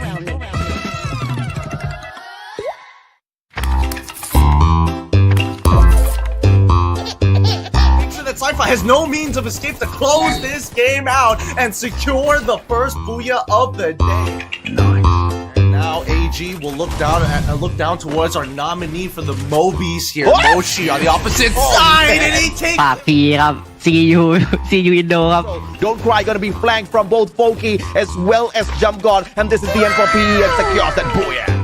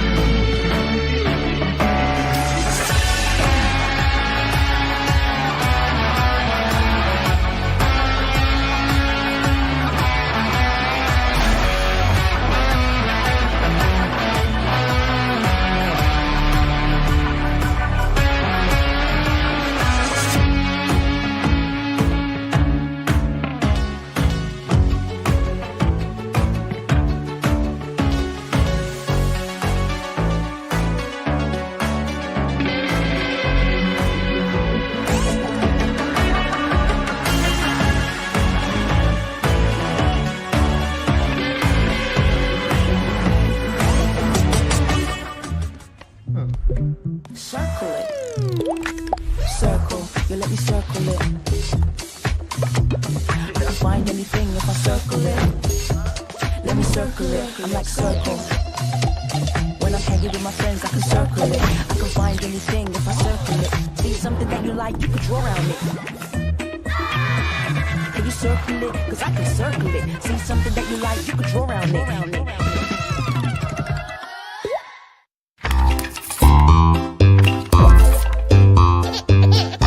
Sci-Fi has no means of escape to close this game out and secure the first booyah of the day. And now AG will look down towards our nominee for the Mobies here, Moshi on the opposite side, and he takes. ปากฟรีครับ see you Indo ครับ Don't cry, gonna be flanked from both Foki as well as Jump God, and this is the end for PE and secures that booyah. He's gonna eventually fall still. AG, they played such a good game. This is a 2v4 scenario. Attack all around. Are going to get eliminated. Bask expand! Take their first booyah here. Walaupun kami tidak perform dengan begitu baik, sentiasalah support expand kerana tanpa anda siapalah kami.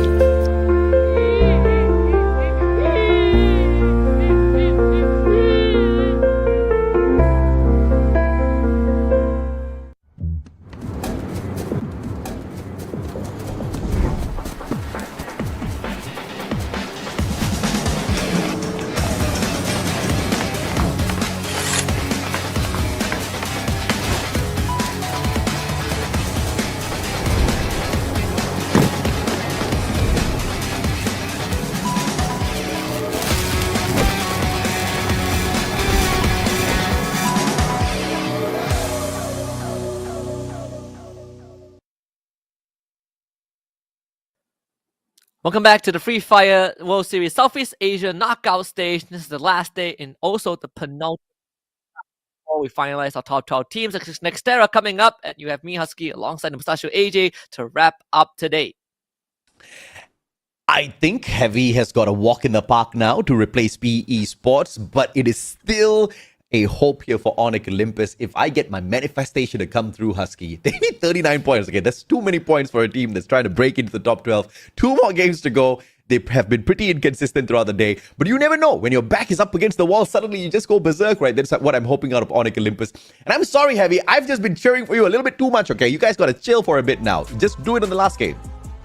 In the last game, I mean, if I'm Heavy, I'm not living up to chances. But to be very fair, the worst could still happen. But RQ Kazu, they are on a tear today. 86 points in total, followed by Bigatron Delta in second, 60. And they are right now 31 points away from their own personal goal of 1,000 points. And obviously, RRQ is the kind of team that should be able to pull that off with 2 games in hand.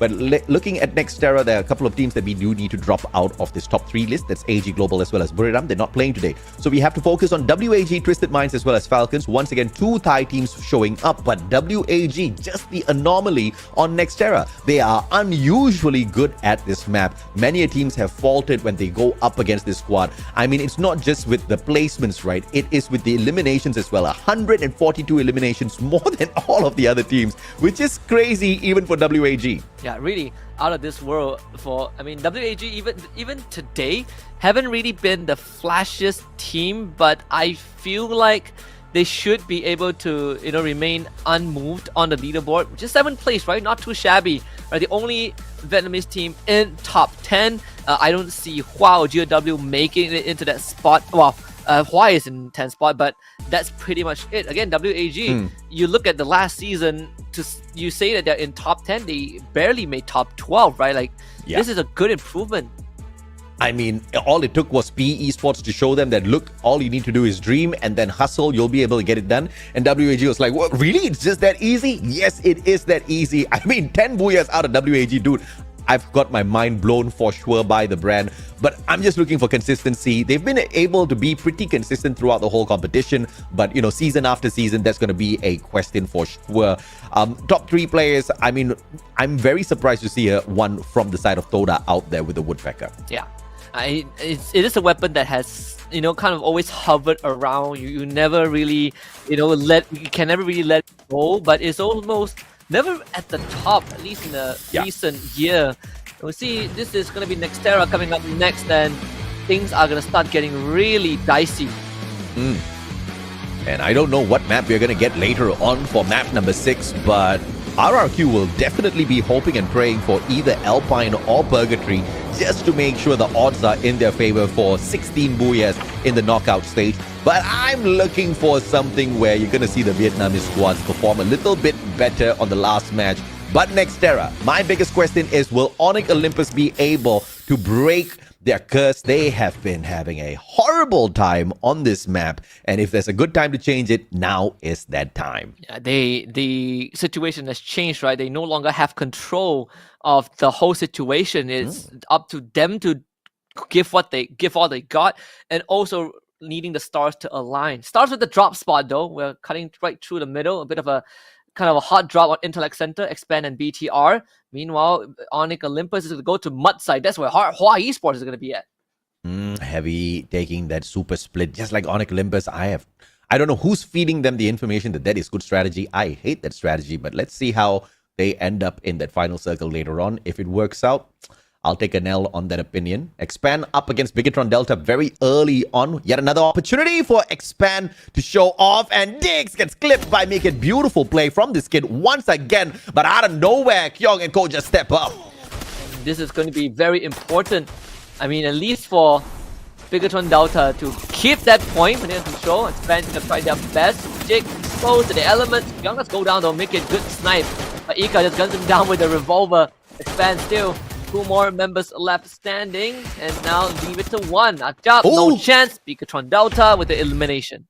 They were so close. Ikal, the final survivor, did manage to win out that 1v1. He just needed to bide his time a tad bit longer, but of course, it is just that experience that Expand needs to pick up over time. So that will be the end of their run here at Nextera. Onyx Olympus, on the other hand, trying to stay alive, and Hua Esports standing in their way. Zyru will be sprayed down by Yan Bin, who hangs on with just 13 HP left on himself. And Hua Esports clears out this area. Gardu running for his life, but it's just a matter of time because Sin would have seen him running away as he dropped back in.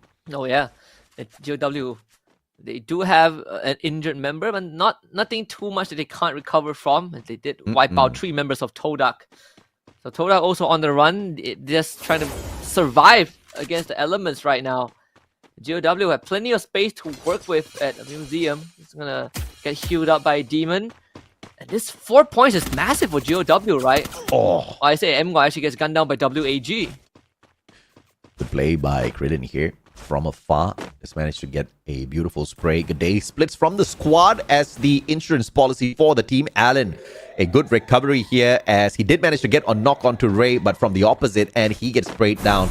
But the pickup should not be too impossible here. G'day already attempting those revivals. Abex brings Ray back, all thanks to the pocket market. So Evos Divine should be able to hang on for a little bit longer, but Onyx Olympus in a lot of trouble. And that is just going from bad to worse, right? Not only did they kind of hot drop, share the same spot against Hua, but they lost that fight. Hua Esports has 4 points now. WAG looking for the 3rd, couldn't find it. Abax with a drive-by onto Krillin. Challenge goes up. Abax does confirm the elimination before he himself gets eliminated. Tristan Mai is now knocking on the doors. Oh my, look at Heavy working on Evos Divine. And these boys are just on fire. And this is the version of Heavy that we have expected all the way from the start of the knockout stage, that we are only getting on this final day. Fingers crossed that it's a tad bit different if they do qualify for the point rush as well as grand finals. Now Allen on the outside. Diamond trying to find him. Does manage to spot the man, but too slippery to catch. That means Tristan Mai will have to kind of loop around the corner. They should be able to at least find one, unless Sa Ming has something to say about it. Allen does get tagged, so they know where he is, and Allen's escape might lead Tristan Mai into his team. Sirens links up, and that's electrotherapy. Can he somehow allow Allen to clutch this out? Allen actually, with the help of Cyrus, knocks one down. Krillin eliminated, and actually Cyrus now chips in. Tristan Mai is taking more damage than they initially anticipated. Wow, such beauty with the electrotherapy. Cassie just dropping in for the save, and Cyrus with the follow-up. But the man is now knocked. Can he get picked right back up? Yes, he can. Exposi going in for the patch-up first as he goes in for the recovery onto Diamond as well. Grenade's not going to find Exposi just yet. He responds with a quick grenade toss towards Allen. Does not find its target. The Drogon, though, does find Exposi and is back, but the Rebel Rush helps him survive. The rough spot for System Minds to be in, right? The tides have completely turned against them. Team Falcons, on the other hand, is between them and RQ Kazu with BTR trying to interfere. That's the Retired Raider spotted out from a mile away. Ekal will have to retreat. Smart play by Ekal, using an extra glue wall that was already out there on the battlefield. Rebel rush straight towards it and gets out of shooting distance. For the time being, at least. One more now with the AC-80. Spots him out, but it's up against the M82B of Ekal, who does have a better shot here. One more playing around with the glue wall. Ekal, if he is able to figure out exactly where he's standing behind the glue wall, should be able to take the knock and continue surviving for the team. So meanwhile, those two will temporarily disengage. Allen gets knocked down again. This fight still not over just yet between WAG and System Minds. Cyrus just got back in. I've been delivering a point to Saming, but X-Force saves him. With Saming going down, Cyrus can now pick up his equipment. So WAG weather the storm and find themselves 7 elims. Some balls of steel right there on Cyrus. My goodness. Literally dropped right into that fight. Had the Thompson on him and went in for the spray. Instantly connecting with the electrotherapy on Cassie. Beautiful stuff out of WAG. This is what I'm expecting out of Vietnam. Flashy plays all around the battlefield. And we still continue. This time it's GOW. But Demon bitten off more than he could chew up against EVOS Divine here. Dian does manage to trade out. Good day. Down he goes. Ray gets the shot connected onto Dian. Riptide Rhythm does not find its mark. But EVOS Divine definitely with the better fight here. Oh yeah, 100%. And to see GOW survive this, they're going to leave this area, but this is mine. Uh-oh, you see the U-turn on the map. They don't want to be a part of this. Only Ton is left out to deal with the rest of EVOS Divine. How much damage can he do? That's one aim guard going down. Good Tatsuya dash. Ton ducks behind his own blue wall. They really want to take him out, but they can't find him. Unfortunately, ABAC trying his best. Gets the help of Ray to finally shut him down. But beautiful plays overall. Aim God still hasn't been picked up just yet. But that's not going to be too much of a problem. Nobody else here to interfere in that fight. It could have turned very sour for EVOS Divine, but luck is on their side for sure. But the circle, though, is going to leave them high and dry if they don't start moving right now. Circle 2 is not going to be your enemy. Circle 3 onwards, of course, it does start to tickle quite a little bit. 17 more seconds for that rotation. Let's see if or not they make it. Heavy, on the other hand, on the slow rotation, but across the bridge, they meet a couple of trolls in the name of Bigatron. Oh, yeah. See, Bigatron. I mean, Koja is getting shot at. Heavy now have a very good chance to pull on forward. Todak eliminated. Chances improves for Heavy. Diggs is now isolated. 2 against 1. Runs under the bridge, but couldn't make it there. Hans and Kavi work together to take him down, and Koja will really have to stand and watch this. Getting sniped from afar as well. That grenade launcher is just not landing his shots, and Get Nice catching up. The delta split from Heavy to kind of capitalize on the moment is really working out. Yeah, look at Get Nice getting super aggressive here. And the launch pad for survival. Beautiful play coming through from Bigatron Delta's Koja. Oh my god. Okay. I thought he was going to go in there for the chase. So good play from Get Nice. He's just recovering, recouping by gathering up with the rest of his team members so that they can stick together and push on together as one. All they need is 10 points. But he's out from nowhere. Gets a shot on 2 of their players. Oh yeah. Even for EVOS Divine, now completely out in the open. ABAS calling in for backup. I mean, both EVOS Divine and System Minds didn't really have the best start. They're both crippled. So that's, I guess, a neutralizer in this situation. Yeah, ABAS literally can't do much here. If he gets caught out, he can't even defend himself. No glue walls for the man at all. Just 3 medkits around now to work with. ABAS has got open prey that nobody comes in here for the pursuit. Diamond up against Aim God. Aim God with a Thompson. Not the greatest gun. Just 1 blue wall to work around with. 1 medkit. Backstab. ABAX is there for the save. And Sa Ming missteps that. Loses that opportunity. But the follow-up is decent as ABAX gets sprayed down to the ground. Diamond shows up with the Bison. And EVOS Divine on for a mission for the save. Gade dropping by to pick up his brother's Ray. Joining the fray as well. EVOS Divine. Beautiful recovery. Fantastic. 10 eliminations already. Onyx Olympus, on the other hand, not sure if recovery is even attainable at this point. Losing key base. The sub from Gary to Gardu is not really paying off. Jack desperately trying to survive so much bombardment and somehow makes it out with a sliver of health. Has to jump down to ground though. The rest of his team has abandoned him. Gonna try and drive away, but you gotta have some mad driving skills to get out from this line of fire. This vehicle goes on his smoke. Jack now has to run on foot, puts on a glue wall to escape the entire team of War Esports. Such a great survivor Jack is. Time and time again, he just shows off that ability of his all throughout the day. We have seen it in action so many times, but now might just come to an end. Poppy! He shot from across, and WAG helping out Onyx Olympus, but of course helping themselves as well to fill their tummies. Poppy taken down already, no eliminations just yet. Bigatron Delta up against Falcons on the other hand. Peter has got the grenade launcher, and he's not afraid to use it. Double pumps, Ekal down on the ground. Dix now gets sprayed down as well. Bigatron Delta, bye-bye, says Peter personally. Yeah, absolute decimation. Grenade launcher following up after a Riptide Rhythm completely just devastates Bigatron Delta. Looking so much better in this round 5. Falcons get some room to breathe. You can say the same for Heavy. In fact, RQ Kazu, they are just about moving away from that area. So it might find a different fight, honestly. WAG are the ones shooting at them. Oh, PE Sports, how I feel so bad for you that you did not hustle harder throughout the whole knockout stage. This is not how we want to see any teams make that exit, where they can't do much about it whatsoever. All they can do is just sit at home and watch. I've seen their faces so many times. I know what they look like when they're sad. Me too. I mean, some of them painful. look permanently sad, right? I mean, yes. How do you prep them for this moment, right? I mean, if you're the technical staff, you're watching this knockout stage. How do you prep your team for the inevitable? Just watching your team get overtaken on the leaderboard. I can't imagine, honestly. Yeah. Hawaii Sports though, they're gonna say, don't worry guys, we're gonna carry the flag of Vietnam for you for sure. As they decimate GOW, who are also gonna be there. Everyone's gonna be there except PE Sports by the looks of this. Now, as Hawaii Esports just makes quick work of GOW, they're not even skipping a beat, straight up to ask EVOS Divine, would you like to engage, sir? EVOS Divine did find second win after reviving the whole team and winning the fight against Twisted Minds. See if they can carry that momentum forward, right? Some bombardments in the building.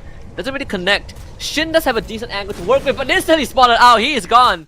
100% eliminated by Ray. What a snipe from that angle. That's gonna put Hawaii Esports in a rough spot. There's a full blitz. Ray, he's not doing this. Yes, switches to a shotgun, runs right in. Guns the Poppy. Yenbin finds Apex in return. But Hawaii Esports have a lot that they need to go through, and it's just not doable. Ray is on fire. He is on an absolute tear right now. Death delivered to him. Aim got, finds him, and that is it. Even who's on the AWM? That's not how he should go. Luckily, cleans it up at the end. I thought the Horizon line was going to be the victory there for them, but unfortunate. You know, it's just shocking how PE Esports at one point was the only hope for Vietnam, and now PE Esports is going to be the only team from Vietnam that does not make it through to the final week. It's just crazy. It's definitely and to be taken down by another Vietnamese team, right? But at least you know the region is in good hands. At least we know that there are more representatives. Speaking of Heavy, here they are. Falcons one side, RQ Kazu on the other. Come on, Kabi. Out in the open with the monster truck. Falcons not going to get you, allow you to get away with that one. Get nice now. Beautiful peek outside. Lays down the trip mine as well. Riptide Rhythm breaks down the defenses. One more gets taken down, but instant pickup coming on through. Heavy cannot figure out this way into their defenses just yet, but like you said, RRQ approaching slowly and steadily. Onyx Olympus are seeing this going down. I mean, Heavy doesn't even have to win both fights. They just gotta get a few eliminations, and they bomb out here is fine, right? They got one last round. They can take their chances for sure. Let's see who they choose though. They now know that there's a separate team behind them. In fact, they choose to kind of barricade off where RQ is coming from. All three teams want the circle and is occupied by Onyx Olympus. Onyx Olympus still being alive here is a beauty, but one more finds Gardu's head. He based as well. One more's just doing so much, one after the other. He keeps pulling to his side. Eliminations, and now Onyx Olympus.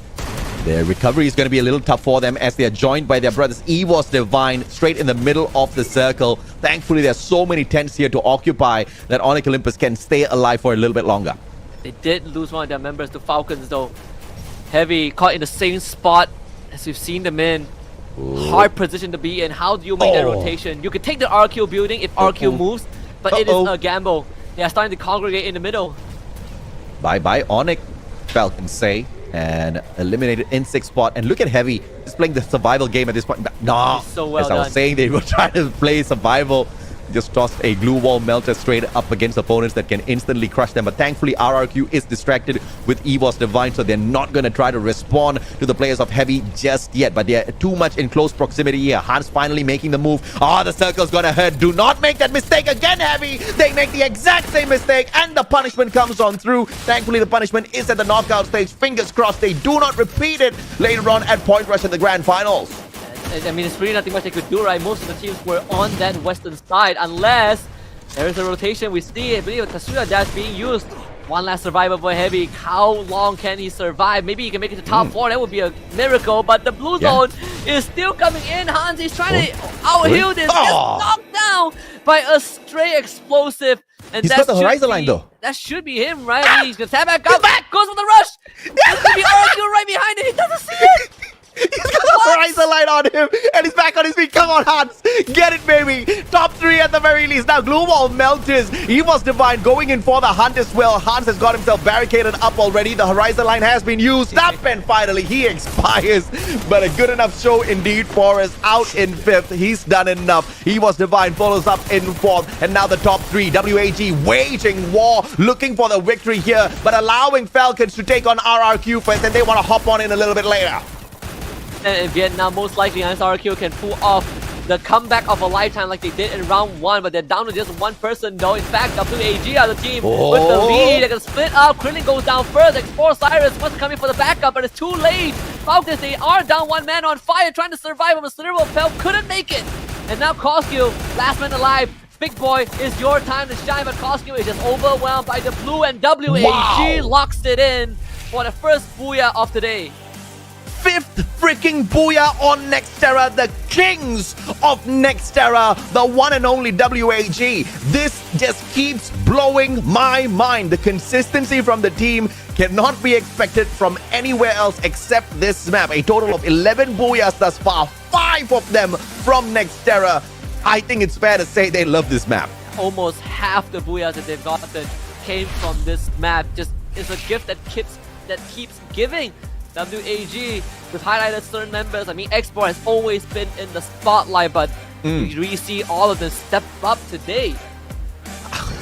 Mind blown, bro. Freaking mind blown. I mean, you may be able to assume that, okay, it's luck, all right? Yeah, they got it once, they got it twice, maybe 3 times. Luck is really good on their side. But this time, you know, it's just pure consistency from this squad. And it's not just lucky booyahs that they're getting. The final sequence of battle really shows you who WAG is and what they can do when they're truly confident. This Nextera map gives them that extra bit of confidence. I want to see this confidence on all of the other maps from this squad as well. It's a mental gameplay as far as WAG and the rest of Vietnam is concerned. Like we have talked about so many times. PE Sports showed the possibility and everybody else woke up, but PE Sports didn't.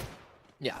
And I think the craziest thing was that people were looking at, well, way back then, it has always been Team Flash, right? Before Hua Esports, it came into the picture. And Team Flash was kind of the spearhead of everything. They were the trailblazers, and then PE Sports came into the picture, took over the reins.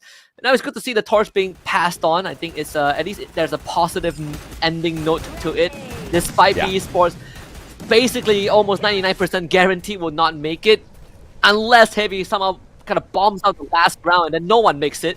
But judging by the circumstances, there's a very good chance that we see Heavy take over that spot. But I mean, I'm gonna say the winners are WAG this round, and they really, like you said, showed us the solid performance and consistency. Here's the crazy thing about this whole scenario right now. Heavy has literally left it to the very last game because yes, they did manage to pick up points, but not enough. If only they had survived one more rank, just one more from 5th to 4th, they would have been equal standing with PE Sports right now. But now they're in a position where they need one more point to be able to match up with PE, and even then that puts them on a tiebreaker, so they can't do that. Yeah, they need 2 points, Sasuke. No, they can't play a tiebreaker. They got 2 less booyahs. PE Sports has 4. So yes, I mean, you're manifesting the absolute worst case scenario for Heavy, right? Now they are put in the hot seat. Just 2 points, man. Just 2 points. You get 10th spot with 0 eliminations and you qualify. It's really not that hard. Out of 12 teams, you just need to make top 10. talk about stress, bro. And you know, the game where you just need 2 points is usually where you falter, bro. But of course, let's take the camera, throw it over to the winners. Let's see exactly what Yunsol has to ask the winners. Finally, there is a booyah for Vietnamese team. I've been waiting for this moment for a really long time. And hello everybody, it's your MC. I'm Yunsol, and congratulations to WAG team. Right next to me is WAG The Ghost. Can you say hello to the audience first? Xin chào The Ghost. Thì lời đầu tiên mình có thể gửi lời chào đến các bạn khán giả trước được không ạ? Hello, xin chào tất cả các bạn trên sóng livestream ạ.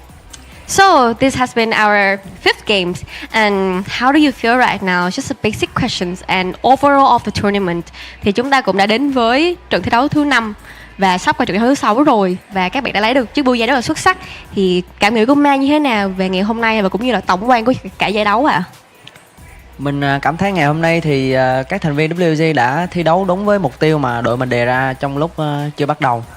Thì hôm nay cũng là ngày cuối rồi, thì mình mong là tất cả các đội Việt Nam sẽ luôn cố gắng ở những trận chung kết, trong trận chung kết. For WAG, we feel like we have already achieved the goal that we set from the beginning of the tournament, and we are really happy that we finally achieved that achievements, and we are so proud of it. But also, we also want to wish to all of Vietnamese team that they will try their best and making more booyah in the finals upcoming. Vậy thì đến với câu hỏi thứ hai là The Ghost cảm thấy như thế nào về đội tuyển đang rất là về một đội tuyển Việt Nam đang rất là xích sao trong cái xếp hạng hiện tại đó chính là Heavy ạ. Thì mình thấy Heavy hôm nay họ thi đấu rất là tốt, họ tận dụng những cơ hội làm người thứ ba khá là tốt, nên họ có những kết quả tốt ở những game đấu vừa rồi. For his opinion about Heavy team, which is the Vietnam team, the final Vietnam or struggling in the top 12, how does he feel about the Heavy right now? He feel like today Heavy did really good, especially in of the combat. They tried to jump into it and having a fight, and that's why they are showing really good performance, but also their effort to take the final ticket to the finals.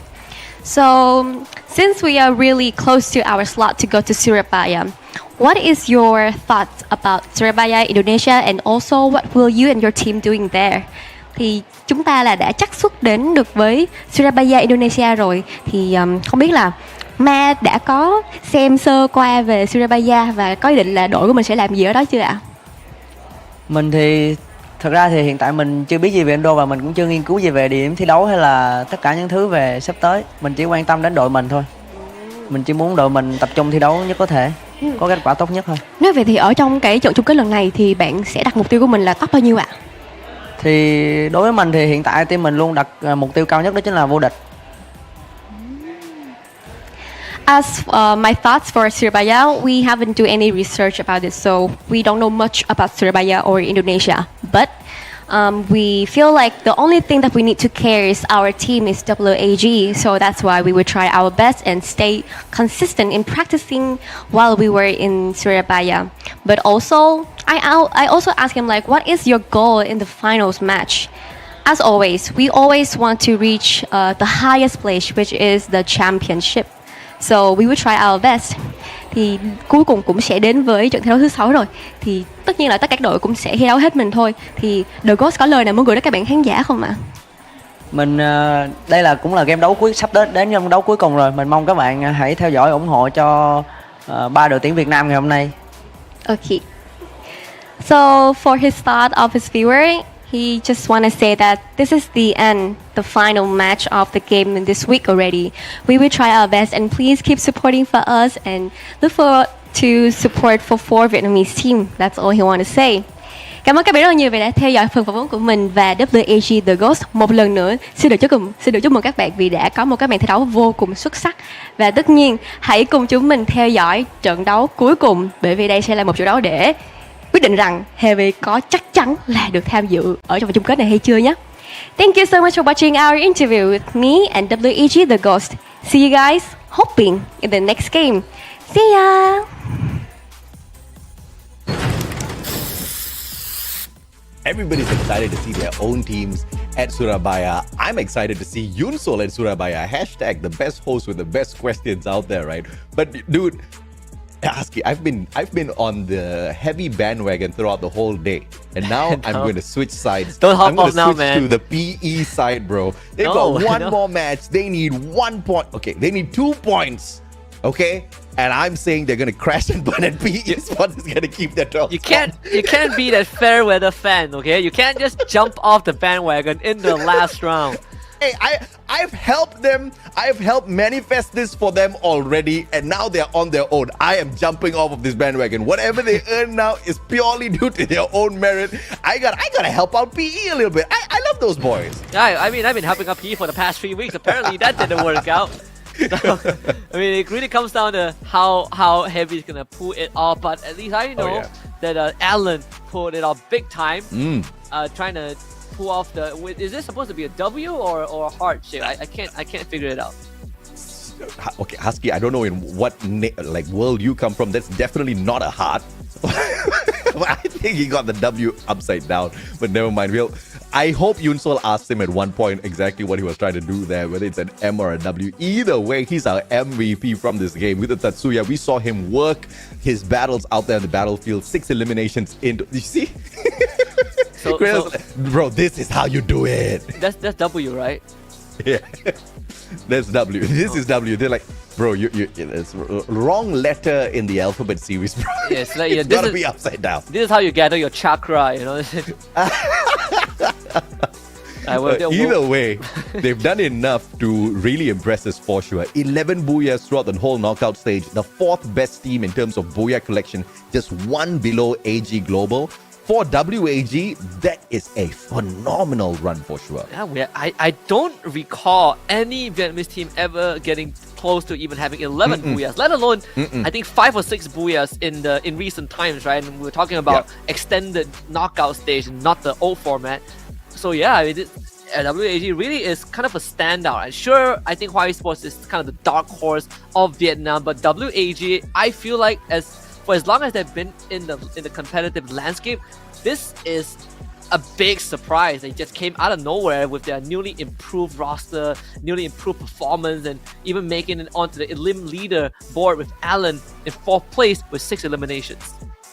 I know one team's definitely a little annoyed with their own performance at Nextera earlier. That has to be RRQ. They needed decent points to catch up with the 1,000-point goal that they had in mind, but they kind of faltered. They only picked up around 9 or 10 points in the previous map. So they now have to hustle for the final game. And the problem here is we have no idea where we're going to go into. But if it is Purgatory or Alpine, of course, that'll put a smile right back on the faces of RRQ. 28 points, massive one for Falcons, even though they didn't get the booyah. Whereas WAG, who did get the booyah, got 24. It's not too shabby, right? Evo's got 22. So you got 3 teams that's literally kind of dominating the top of the chart. And you look at down there, RRQ, 11 points, Heavy, 9 points, Onyx Olympus, basically out of contention. So it's now between Heavy and PE Sports. What WAG is doing now is truly impressive because they're performing better than EVOS Divine as well as Bigatron Delta. This is not luck. This is just pure consistency coming from the squad. And we have always kind of tagged Vietnam towards the bottom, putting Indonesia right on top. And with WAG and their performance now, I really truly have great hope for this nation, right? Because in the world of Free Fire, little by little, they are gathering more confidence out there. It's just unfortunate that the fight between Heavy and PE will just have to come to a point where only one of them make it through to the final week. It would have been so sweet to see all 5 teams from Vietnam make it through. Yeah, it definitely would have been, right? But then again, with the limited spot we have, it's going to come at a cost of another region. I think the team that's taking the bigger L right now is Indonesia because they lost 2 of their teams, right? And one of them didn't even get to compete on the final day. So I'd say this is the first time we see more Vietnamese teams compared to Indonesian teams in a grand finals. And the grand finals is going to be in Jakarta. That's their home ground advantage. So this is the 2 teams from Indonesia bombing out big time. And at the same time, it is a huge win for Vietnam, right? So they can no longer be considered the weakest region. Yeah, they were never, because Malaysia was the weakest region. So they can't. We were close, but now we're not close at all. Right? We came pretty close at one point. I don't know if Che Ayn will forgive me for saying this, but I kind of miss Cobra, all right? Cobra, regardless of however difficult as a player he was to handle out there, he truly was bringing in the points for the squad. But of course, we'll keep that conversation for FFWS Malaysia later on when we get to that season. For now, map selector, let's see if or not the gods of RNG smile at RRQ. Nope, they're not going to smile at RRQ at all. So we're going to Kalahari. Maybe it's still not the worst, Like, sure, they haven't been dominating the map, but I still feel like it's a comfort map. The one team I'm now going to really look at is going to be Heavy for sure, because they've had a pretty decent Kalahari round. We had Twisted Mice that did get the buoy on Kalahari. It was between them and Team Falcons. So I also want to pay attention to that as well. If Falcons can dominate Kalahari again. See, I am known as the god of predictions most of the time because I don't just predict, I manifest. Guess what, man? Statistics speak for itself. Kalahari is the worst map for Heavy. This is gonna be so much more fun to watch. If they go against the odds, right, then that completely just shatters every other doubts people have of them. Yeah. It would make a great comeback story, right? Well, not a comeback story, but it would make a great story of them qualifying as an orc into the grand finals after more than a year, 2 years absence from the grand finals. It was crazy. But it's a huge if. Now it's just 2 points, right? All of odds are against them. Wait. I need to check this out, right? What did they collect on Kalahari earlier? Give me a second. I'm sure I have this information somewhere. Ooh, 17 points. That's not too shabby at all, man. 17 points on their worst map. Their average is about 8 points. If you combine all of the games they've played thus far. So they did very, very well on their worst maps. Maybe they can do it again, or maybe they won't. If their average is 8 points, that's 6 points more than enough to make it through, right? So, the bar is set very, very low. But again, comes down to them. Esports, they need to pray for a miracle. But for Heavy, it is as easy as the situation can get. So Kalahari, one last round, and we will have our top 12 team. All Heavy needs to do is just not be part of the first 3 or 4 teams that gets eliminated. They do not have to pick up any eliminations. They just need to survive. And if they pull off, I do not want to use words that combined with less intelligent, but if they pull off such a move out there by splitting up, I am going to be so disappointed with the brand. And they're splitting up. Okay. At least really. It's a 3-1 split. This is the best possible start, right? Because no one really would go to Oldhampton. Maybe Foundation, because I think they just got scanned out by RQ Kazu. But think about this, right? They just need, if they get knocked out in 10th spot with no eliminations, they lose, right? They lose a tiebreaker. Yeah. But if they get knocked out in 9th spot, they don't even need an elimination. It is the bar is set so low that it's impossible for me to overstate how simple it is. Like, you have to really, you have to like disconnect or your phone blows up to really fail that check. Oh God, if it happens now, I'm gonna lose my mind. Dude, I love PE Sports. I love Heavy. It's gonna be heartbreaking for me for either one of them to not qualify. But if Heavy drops the ball now, I really will not have anything to say about it. No, I'll have a lot of things to say. I don't know. I'm just going to watch and see what happens. But Onyx Olympus, on the other hand, looks like Team Falcons just wanted to rub it into them. I mean, after they have already been having a tough day, here Falcons come for the very final match just to make sure they don't get any further. Yeah, I mean, with a heavy heart as well, right? Onyx Olympus know that it's already end of the road, so just give it your all and see what more can you give. I think after round 3, it's almost already set in stone. Wow, did you find Peter kind of sleeping there? Double kill. Kind of looking at the scenery from the other end, so Peter just blows his skull apart. Not too bad for a start, honestly. Yeah, very decent for Onyx. Although they might be like, yeah, we wish we could have done this a little bit earlier. But it's okay, boys. Don't falter. There's always the next season. Yeah. Esports, on the other hand. How many points do they need? They need 33 points. 33 points to win the tiebreaker. All right. So. There have been times where they've only scored 38 points in a whole day. So under the condition, the Heavy gets knocked out right now. So yeah, never mind. Put my hopes too high for that. All teams are still surviving. Heavy has not picked up a single elimination just yet. They don't have to. The possibility of chaos erupting on the stream with Mustachio losing his mind is still there. So let's see how close I don't observers. I want to see Heavy. I want to see what they're doing out there. You know, the funniest part would be the circle just moves to the complete like east-south, southeast. And now Heavy has to make the long rotation to get into the circle and go through every possible team on Kalahari. Oh God, we're just manifesting all the wrong things for Heavy right now. And might as well, right? Like you've already said that they get knocked out. I can't make it worse. You can't, bro. You can't. They just need 2 points, all right? And it's going to be the worst way to not make it through. They literally needed 2 points and it was all up to them. They just needed to survive. They didn't even need a single elimination. So it's like the easiest thing in the world. And why Esports is like, look at how easy it is, bro. We just started and we're already up by 3. Oh, they're coming close to Heavy. Heavy, this is not the team you want to be shooting at right now. Vitan making a big mistake from up top. What if Vitan wins this? Ah, yes, got him! Oi! That's the first they point. get the first one. That's the first point. I'm telling you, there's no way to drop the ball after this. You tell me if they get knocked out still after this, then that's on them. All right, they are literally 1 point away. They just need to make 10th spot right now. Oh God! If they get knocked out, I don't know what I'll cry. I'm already crying. People's Divine, on the other hand, though, not having a great fight out on the battlefield. Todak kind of sharing that opinion as well.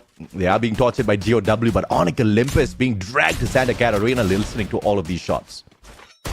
Onyx Olympus will have to face up against GOW. GOW cleans up Evil's Divine first. Got some time to kind of get themselves armed again. They do split up though. Demon going to the other side to a rendezvous with his teammate. It's a 2-2 split. Onyx Olympus, if they can get this blitz done, they could easily overpower GOW. Onyx Olympus though. Opportunity ice grenade! My goodness! Tries to run away. The end does tag Hockey Base. Thankfully, with the trip mine, he had already preset there. And now Onyx Olympus with an opportunity to turn things around. The end taken out of the equation already. Just a ton of mistakes being made here as he can't find his opponent just yet. Tries to turn around. Here comes Hockey Base with the opportunity for a buyback. And he will straight up with the Trogon. Look for Demon and get the knock. And I mean, there's still a chance, right? Onyx Olympus really being able to force GOW away. 5 eliminations for Onyx Olympus. They take control of Santa Catarina, and now they have breathing room. I mean, this is the dude, maybe they are going for the 33 points. We cannot count out Onyx Olympus just yet. I mean, the miracle could still happen. They could have a super massive round. But here comes Heavy up against Falcons. Get nice. If he gets one more, just one more, literally, it's just one GG. more. You take out one more and you qualify. It's not that hard. Come on, if come on, you fall now, though. If you fall now, though. Please. Just. And it's Falcons, man. Come on, Falcons. Show us some magic. Vitan staying away from this is like, nope, bro. No. We're not going to go down in this way.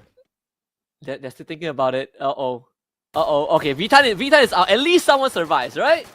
Or maybe he's trying to find a flank angle. So, On Fire is in a very important spot. He is going to be the difference maker. And Heavy needs to communicate this. Hans. Needed to connect one good headshot there. Could not find that angle just yet. Get nice though. Tagged up from the back. They back away. They just... Hey, they've already got 2 eliminations though. Wait, who? They made it. They've already qualified. All right, get wiped and just qualify with 1 point. 1 point advantage, right? That's get wiped right now and celebrate with that 1 point. Can you imagine if there's an error in calculations and it just goes up in smokes? This is their 3rd point. So that's it. They've done it.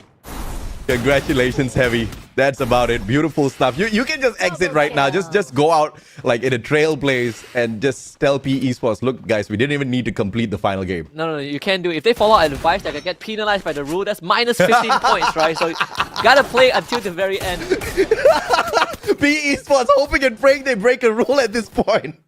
It comes up to a rule break to qualify. That is insane. I mean, okay, they lose 2 members for now. So there is a revive, right? Get Nice has so much money. He brings both of them back. This fight continues, at least with the remnants of the equipped Heavy members. The rest are just going to move away. Falcons have already gotten 7 points. Oh, goodness me. This day is just so beautiful. One more, though, going to be bleeding out. And Heavy has got way more than enough to qualify. Oh, my goodness. At the very same time, Expand making their exit as well from this beautiful map. And now 11 more teams left in here. Vitan out of the equation after collecting 3 eliminations for the squad. The guy single-handedly could have just made sure Heavy qualifies. Get Nice did a fantastic job taking down, I believe, on one more as he was sniping the members that got revived. In fact, Heavy ends up being the victor of that extended exchange between these two teams. So 5 eliminations are still counting. Yeah, man. I mean, it's Falcons of all teams, and they're actually losing out to Heavy in a fair fight. And it was Falcons the ones who had the advantage with position. They had that high ground advantage. They knew exactly where Heavy was. Of course, Weetan kind of rotated out of there, and they were down by 1 man. So everything was leading to Heavy getting crushed. But instead, they turned the tables, and now 6 eliminations up, 100% qualify. I'm so sorry, PE Esports. Unless, of course, they do something silly like running out of the circle or something. You know what? Now I'm curious. Now I'm wondering, who was the second elimination that Heavy took out? Who contributed to that?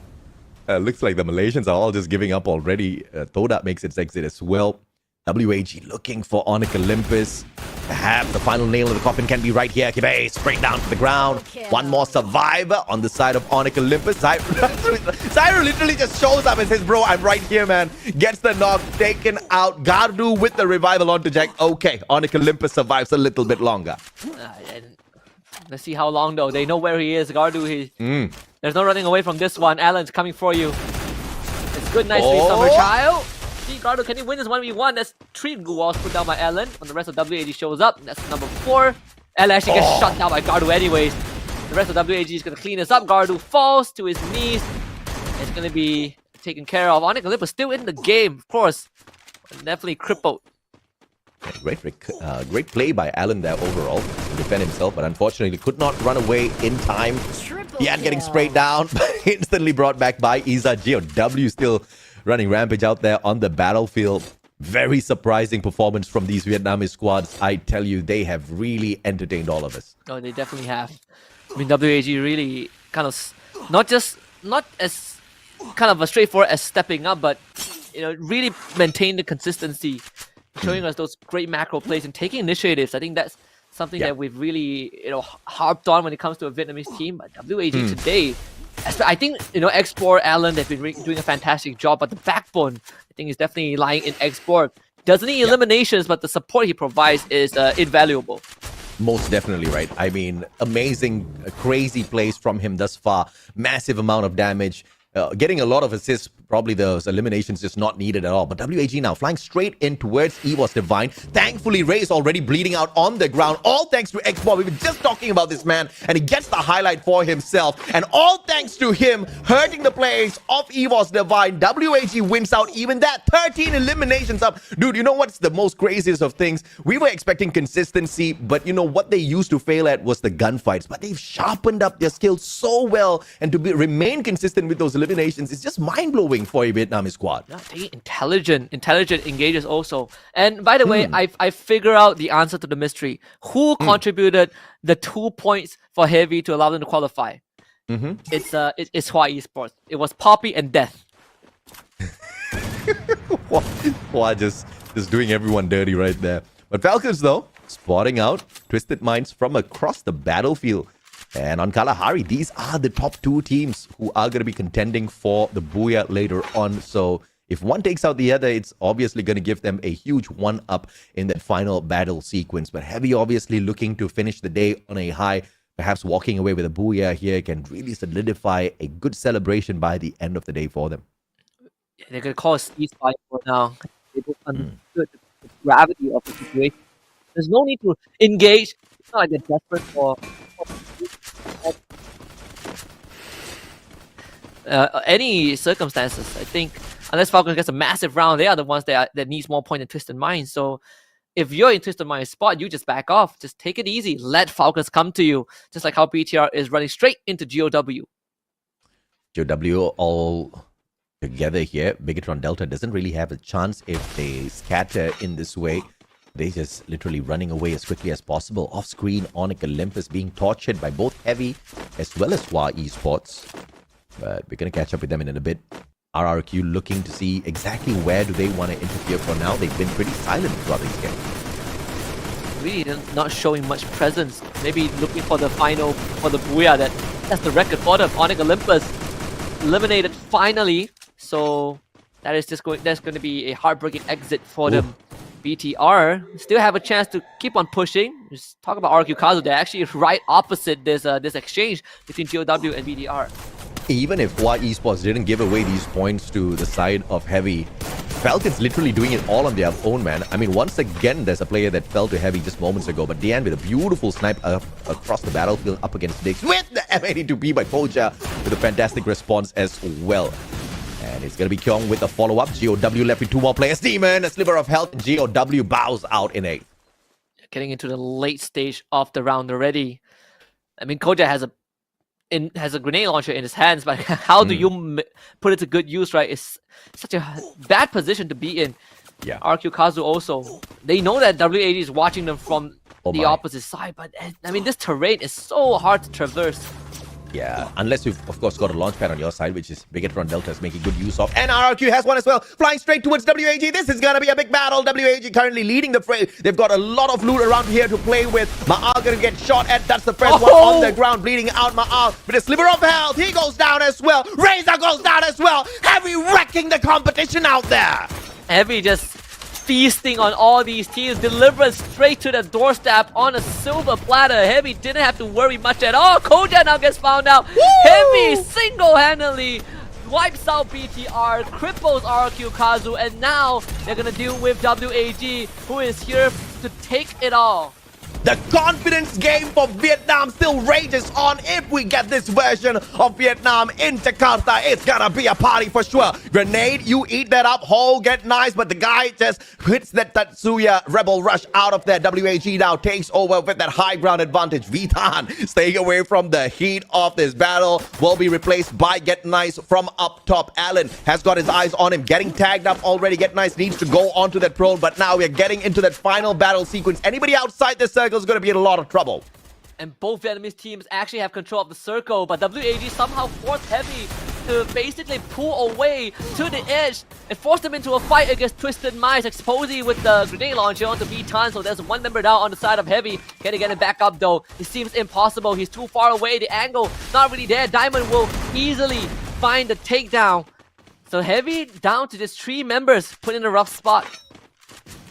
Let's see what they can kind of work around with here, because Heavy, you know, not just looking for that qualifier, but making this one of their most massive days of points. This is their own version of point rush right here. And now towards the bottom side of the map, all 3 teams from the side of Vietnam gathering up together. This is going to be a party or absolute chaos within the nation as a whole. See if they can pull it off. Heavy, the impossible. And on the final round as well, it would be massive to even attempt something like that. But Heavy is so close. WAG might just be the team to stop them though. Heavy just lost another member. Hua Esports on the opposite side is basically eternal warfare between the Vietnamese teams. Get Nice is bleeding to the blue, having to wrap around the corner, and Twisted Minds now show up to the roof to take on WAG. Yeah, WAG. It's a body up top on this roof here. Exposing up close and personal with the grenade launcher. But he takes himself out in that sequence as well. Diamond, can you survive? Allen hopping on in. Krillin getting shot down. And Diamond saves the day. And the first one he picks up is Exposy because he has the grenade launcher. 11 eliminations strong. And now Twisted Minds they look for their booyah. Get Nice just went out to the roof. He wanted to pick them all up, but he does not know the Twisted Minds are all healthy. So Get Nice has to jump up again.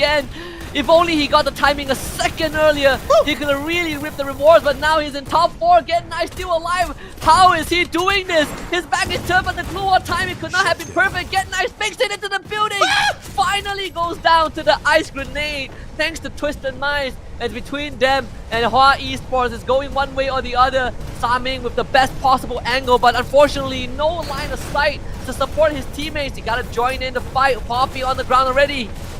Either way, it is the most important factor. The fact that Vietnam does not allow Thailand to celebrate! Shin just hitting Nameless outside the circle, taking damage from the blue, hops on right back in there, but Twisted Mind says, not this time, baby! Final booyah for Thailand! What an ending! So both Kalahari maps went over the Twisted Minds, really solidifying that they have figured out the code. 2 massive booyahs in 2 dominating fashion. It really came down to the wire. This round felt a lot more closer. If only the timing wasn't in their favor, maybe it would have been Heavy or Hua Esports, but Twisted Minds just pulled it out of the hat at the very end. more than 1/3 of the points collected by Twisted Minds have been claimed on Kalahari. So when we head on into Point Rush and the Grand Finals, the other teams better watch out. And if you want to stop them, perhaps you want to pay a visit to their drop spot. Either way, 4th booyah for Twisted Minds. But I have to say, the highlight was for sure all the teams from Vietnam. Oh yeah, 3 Vietnamese team makes it until the very end, barring GOW. Hua Esports, WAG, and Heavy are playing basically playing chess, right? Even Heavy, the guts for Vitan for Get Nice, in fact, to hop onto the roof, knowing that there's a chance he gets a free 4 points off of Twisted Minds. In all that chaos, really requires so much attention to detail. Of course, he didn't get it, but he still finished 3rd, really extending the lifeline of his team. I mean, you want to talk about one team that stepped up? Heavy stepped up big time. I mean, dude, this is why the love that I have for Free Fire just keeps growing season after season. The matchups just keep getting more and more interesting. All of the battle sequence for the qualifiers just get more and more hyped up each and every single competition we head on into. And this has got to be, by far, the best final day of the knockout stage that I've ever witnessed thus far in the world of Free Fire esports. Every time I ask myself, how can knockout stages after every season keep delivering more and more? They just don't stop. It just gets more and more interesting. And sometimes I do wonder, what is the perfect team? What makes a perfect knockout stage? And every season I get surprised by these teams. It just feels like the sky's the limit. And this ending, I agree, one of the best endings we've ever had. Yeah, and the credit obviously goes out to the devs of Free Fire because, my goodness, patch after patch, the meta keeps changing. Nobody can figure out what that strategy is and continuously dominate, right? But of course, we got to keep Buriram out of this equation. The consistency from that team is just way too crazy. But finally, once again, we get to see Yuki as Thailand walks away with a booyah. Like you said, Kalahari both times whipped away by Twisted Minds. Very impressive, Aski. Yeah, absolutely massive. So we're gonna hand over the stage to Bellatrix and Yuki Deku to talk to Twisted Minds about the final booyah of the knockout stage. Booyah! And this is Diamond from Twisted Mind. And this is the last booyah for this season. How do you feel? รู้สึกยังไงบ้างคะเพราะว่าเราได้บูย่าปิดท้ายการแข่งขันของรอบน็อกเอาท์ ก็ดีใจครับ I feel happy. So, from the first day that we start until now, what do you feel about this level of competition in this season? ตั้งแต่วันแรกจนมาถึงวันนี้เรารู้สึกยังไงกับการแข่งขันที่ผ่านมาบ้างคะ ก็รู้สึกซีซั่นนี้สนุกขึ้นครับเพราะว่าทุกทีมเก่งขึ้นมาก I feel like this season is very good for me because all the team improve a lot. Okay, as a representative of Thai team, can you say something to the Thai fan and other regions fan? ในฐานะที่เป็นตัวแทนของทีมไทยแล้วกันมีอะไรอยากฝากถึงแฟนๆของทีมไทยแล้วก็ทีมอื่นด้วยก็ฝากเชียร์ทีมไทยด้วยครับเพราะว่าทีมไทยเก่งทุกทีมครับ Please follow and support Thai team because all Thai team are super good. Hey guys, this round is end already, but actually we have still more 2 rounds left in Indonesia, point rush round and the final round. Please stay tuned. And now back to you, Shoutcaster.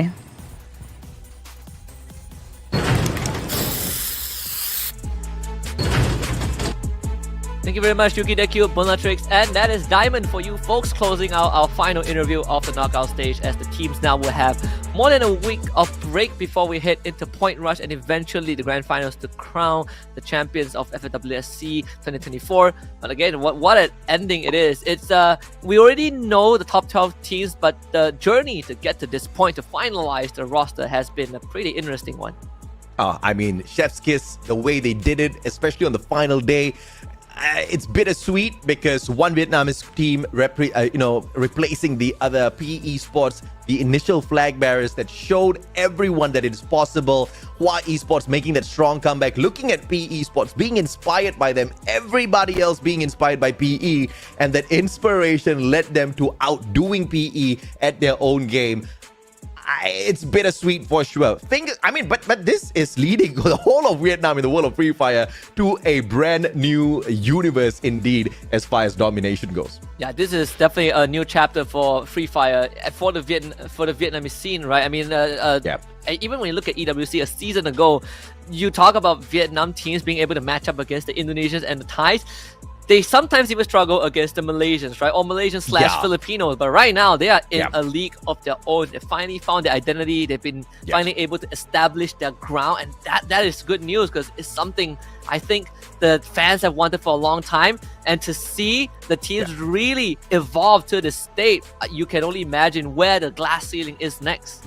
Yeah, I hope and pray that the Vietnamese squads figure out what was the mistake made by the Malaysian region and not repeat that, right? Because we were on the upward trend at one point of time. We did have very, very strong squads. We had teams like Expand who were dominating out there, really bringing the fight up to even the big squads. And then, well, we are where we are right now at the very bottom.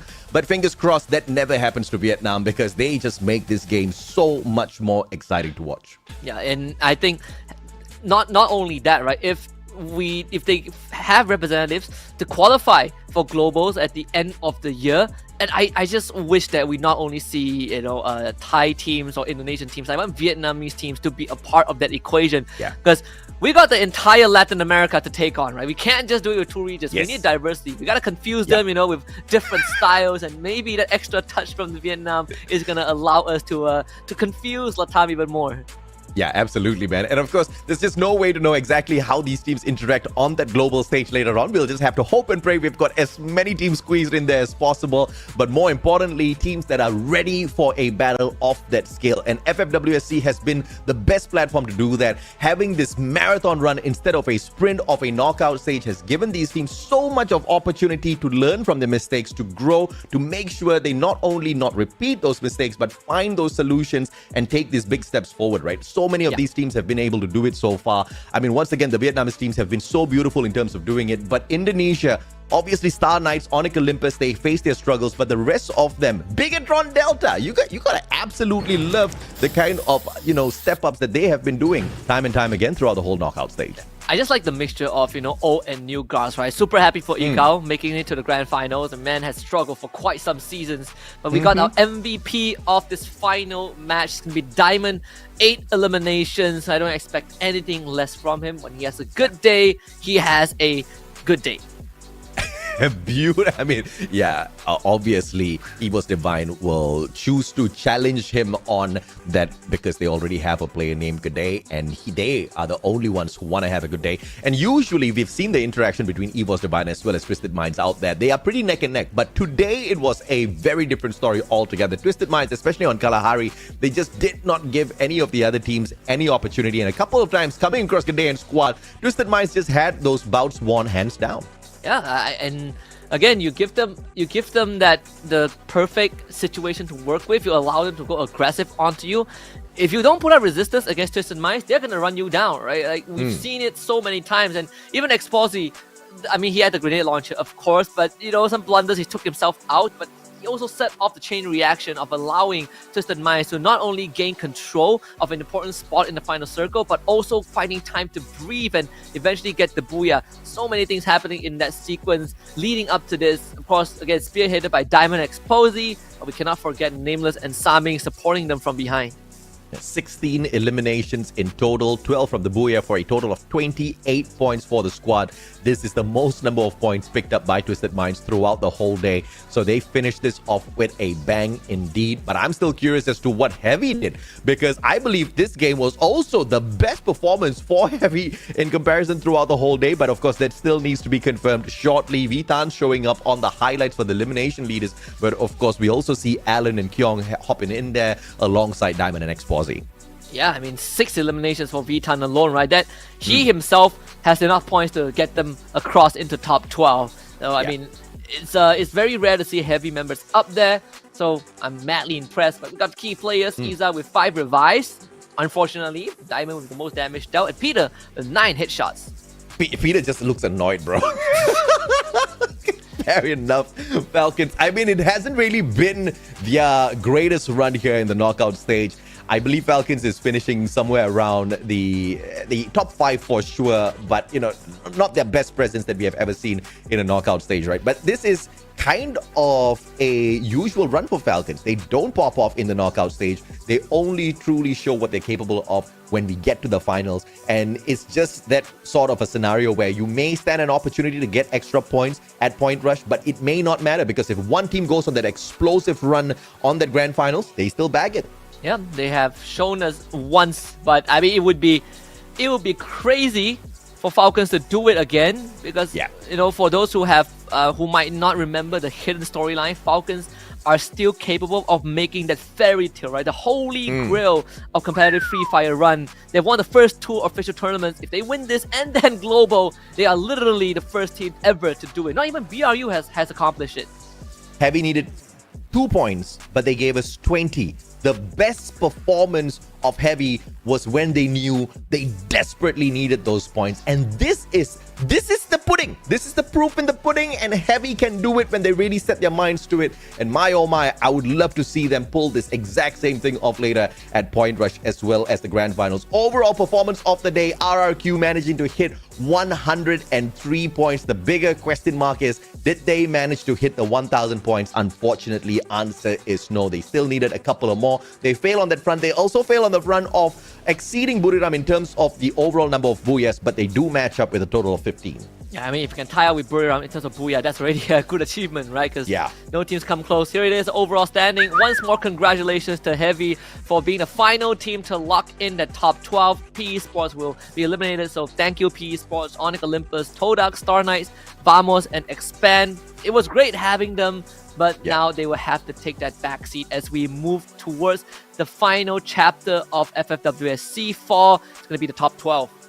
Heavy proving that they don't really need the booyahs to get the job done. They just need consistency, and I absolutely love that. PE and Onyx, both with 4 booyahs each, could not outdo the consistency that Heavy has brought in all throughout the competition. And, we were looking for those 2 points, but they exceed their own expectations. 19 points. They peel away from PE Sports. Onyx, on the other hand, they kind of faltered. And to see Heavy being in the top 5 of throughout the whole days of performance really shows us exactly what they're capable of. But like you said, man, these are the top 12 squads, and we are gonna have a party when we head on into Surabaya, October 11th to the 13th. That's when we all dance out there. And the top 12 teams, one last time: BRU, AG Global, RQ Klazu, Twisted Minds, Team Falcons, Attack All Around, WAG, EVOS Divine, Bigatron Delta, Hua Esports, GOW, and Heavy. I mean, we got the full house, full attendance from Thailand, 3 out of 5 from Indonesia, 4 out of 5 from Vietnam, and welcome back Heavy to the grand final. It's been way too long. And of course, the weekly Predator for week 6, the one and only Limit. I mean, silently, the Predator out there just collecting point after point to walk away with a massive USD in his pocket. But you know what's more impressive than this whole thing was the scene that we just witnessed, because I don't think I've ever seen Vietnam have more teams qualify for the finals in comparison to Indonesia in the past. Yeah, no. I also brought that up like just now, right? This is the first time I've seen more Vietnamese teams than Indonesian teams. So the tides are shifting, times are changing. It's nothing against the Indonesian teams. Again, we've seen Star Knights, they kind of had the same fate as PE Sports. EWC was correct and they could not recover. But right now, we're really seeing the teams that didn't get the chance to show off what they have truly showing off here. This also kind of shows that just because you get blessed with an opportunity at a stage as big as the Esports World Cup does not mean anything at all if you cannot perform well and, of course, continue to perform well. In fact, if you don't perform well, it might just take a toll on your confidence and you might just crash and burn, right? Look at exactly what happened to these 2 teams that we just highlighted.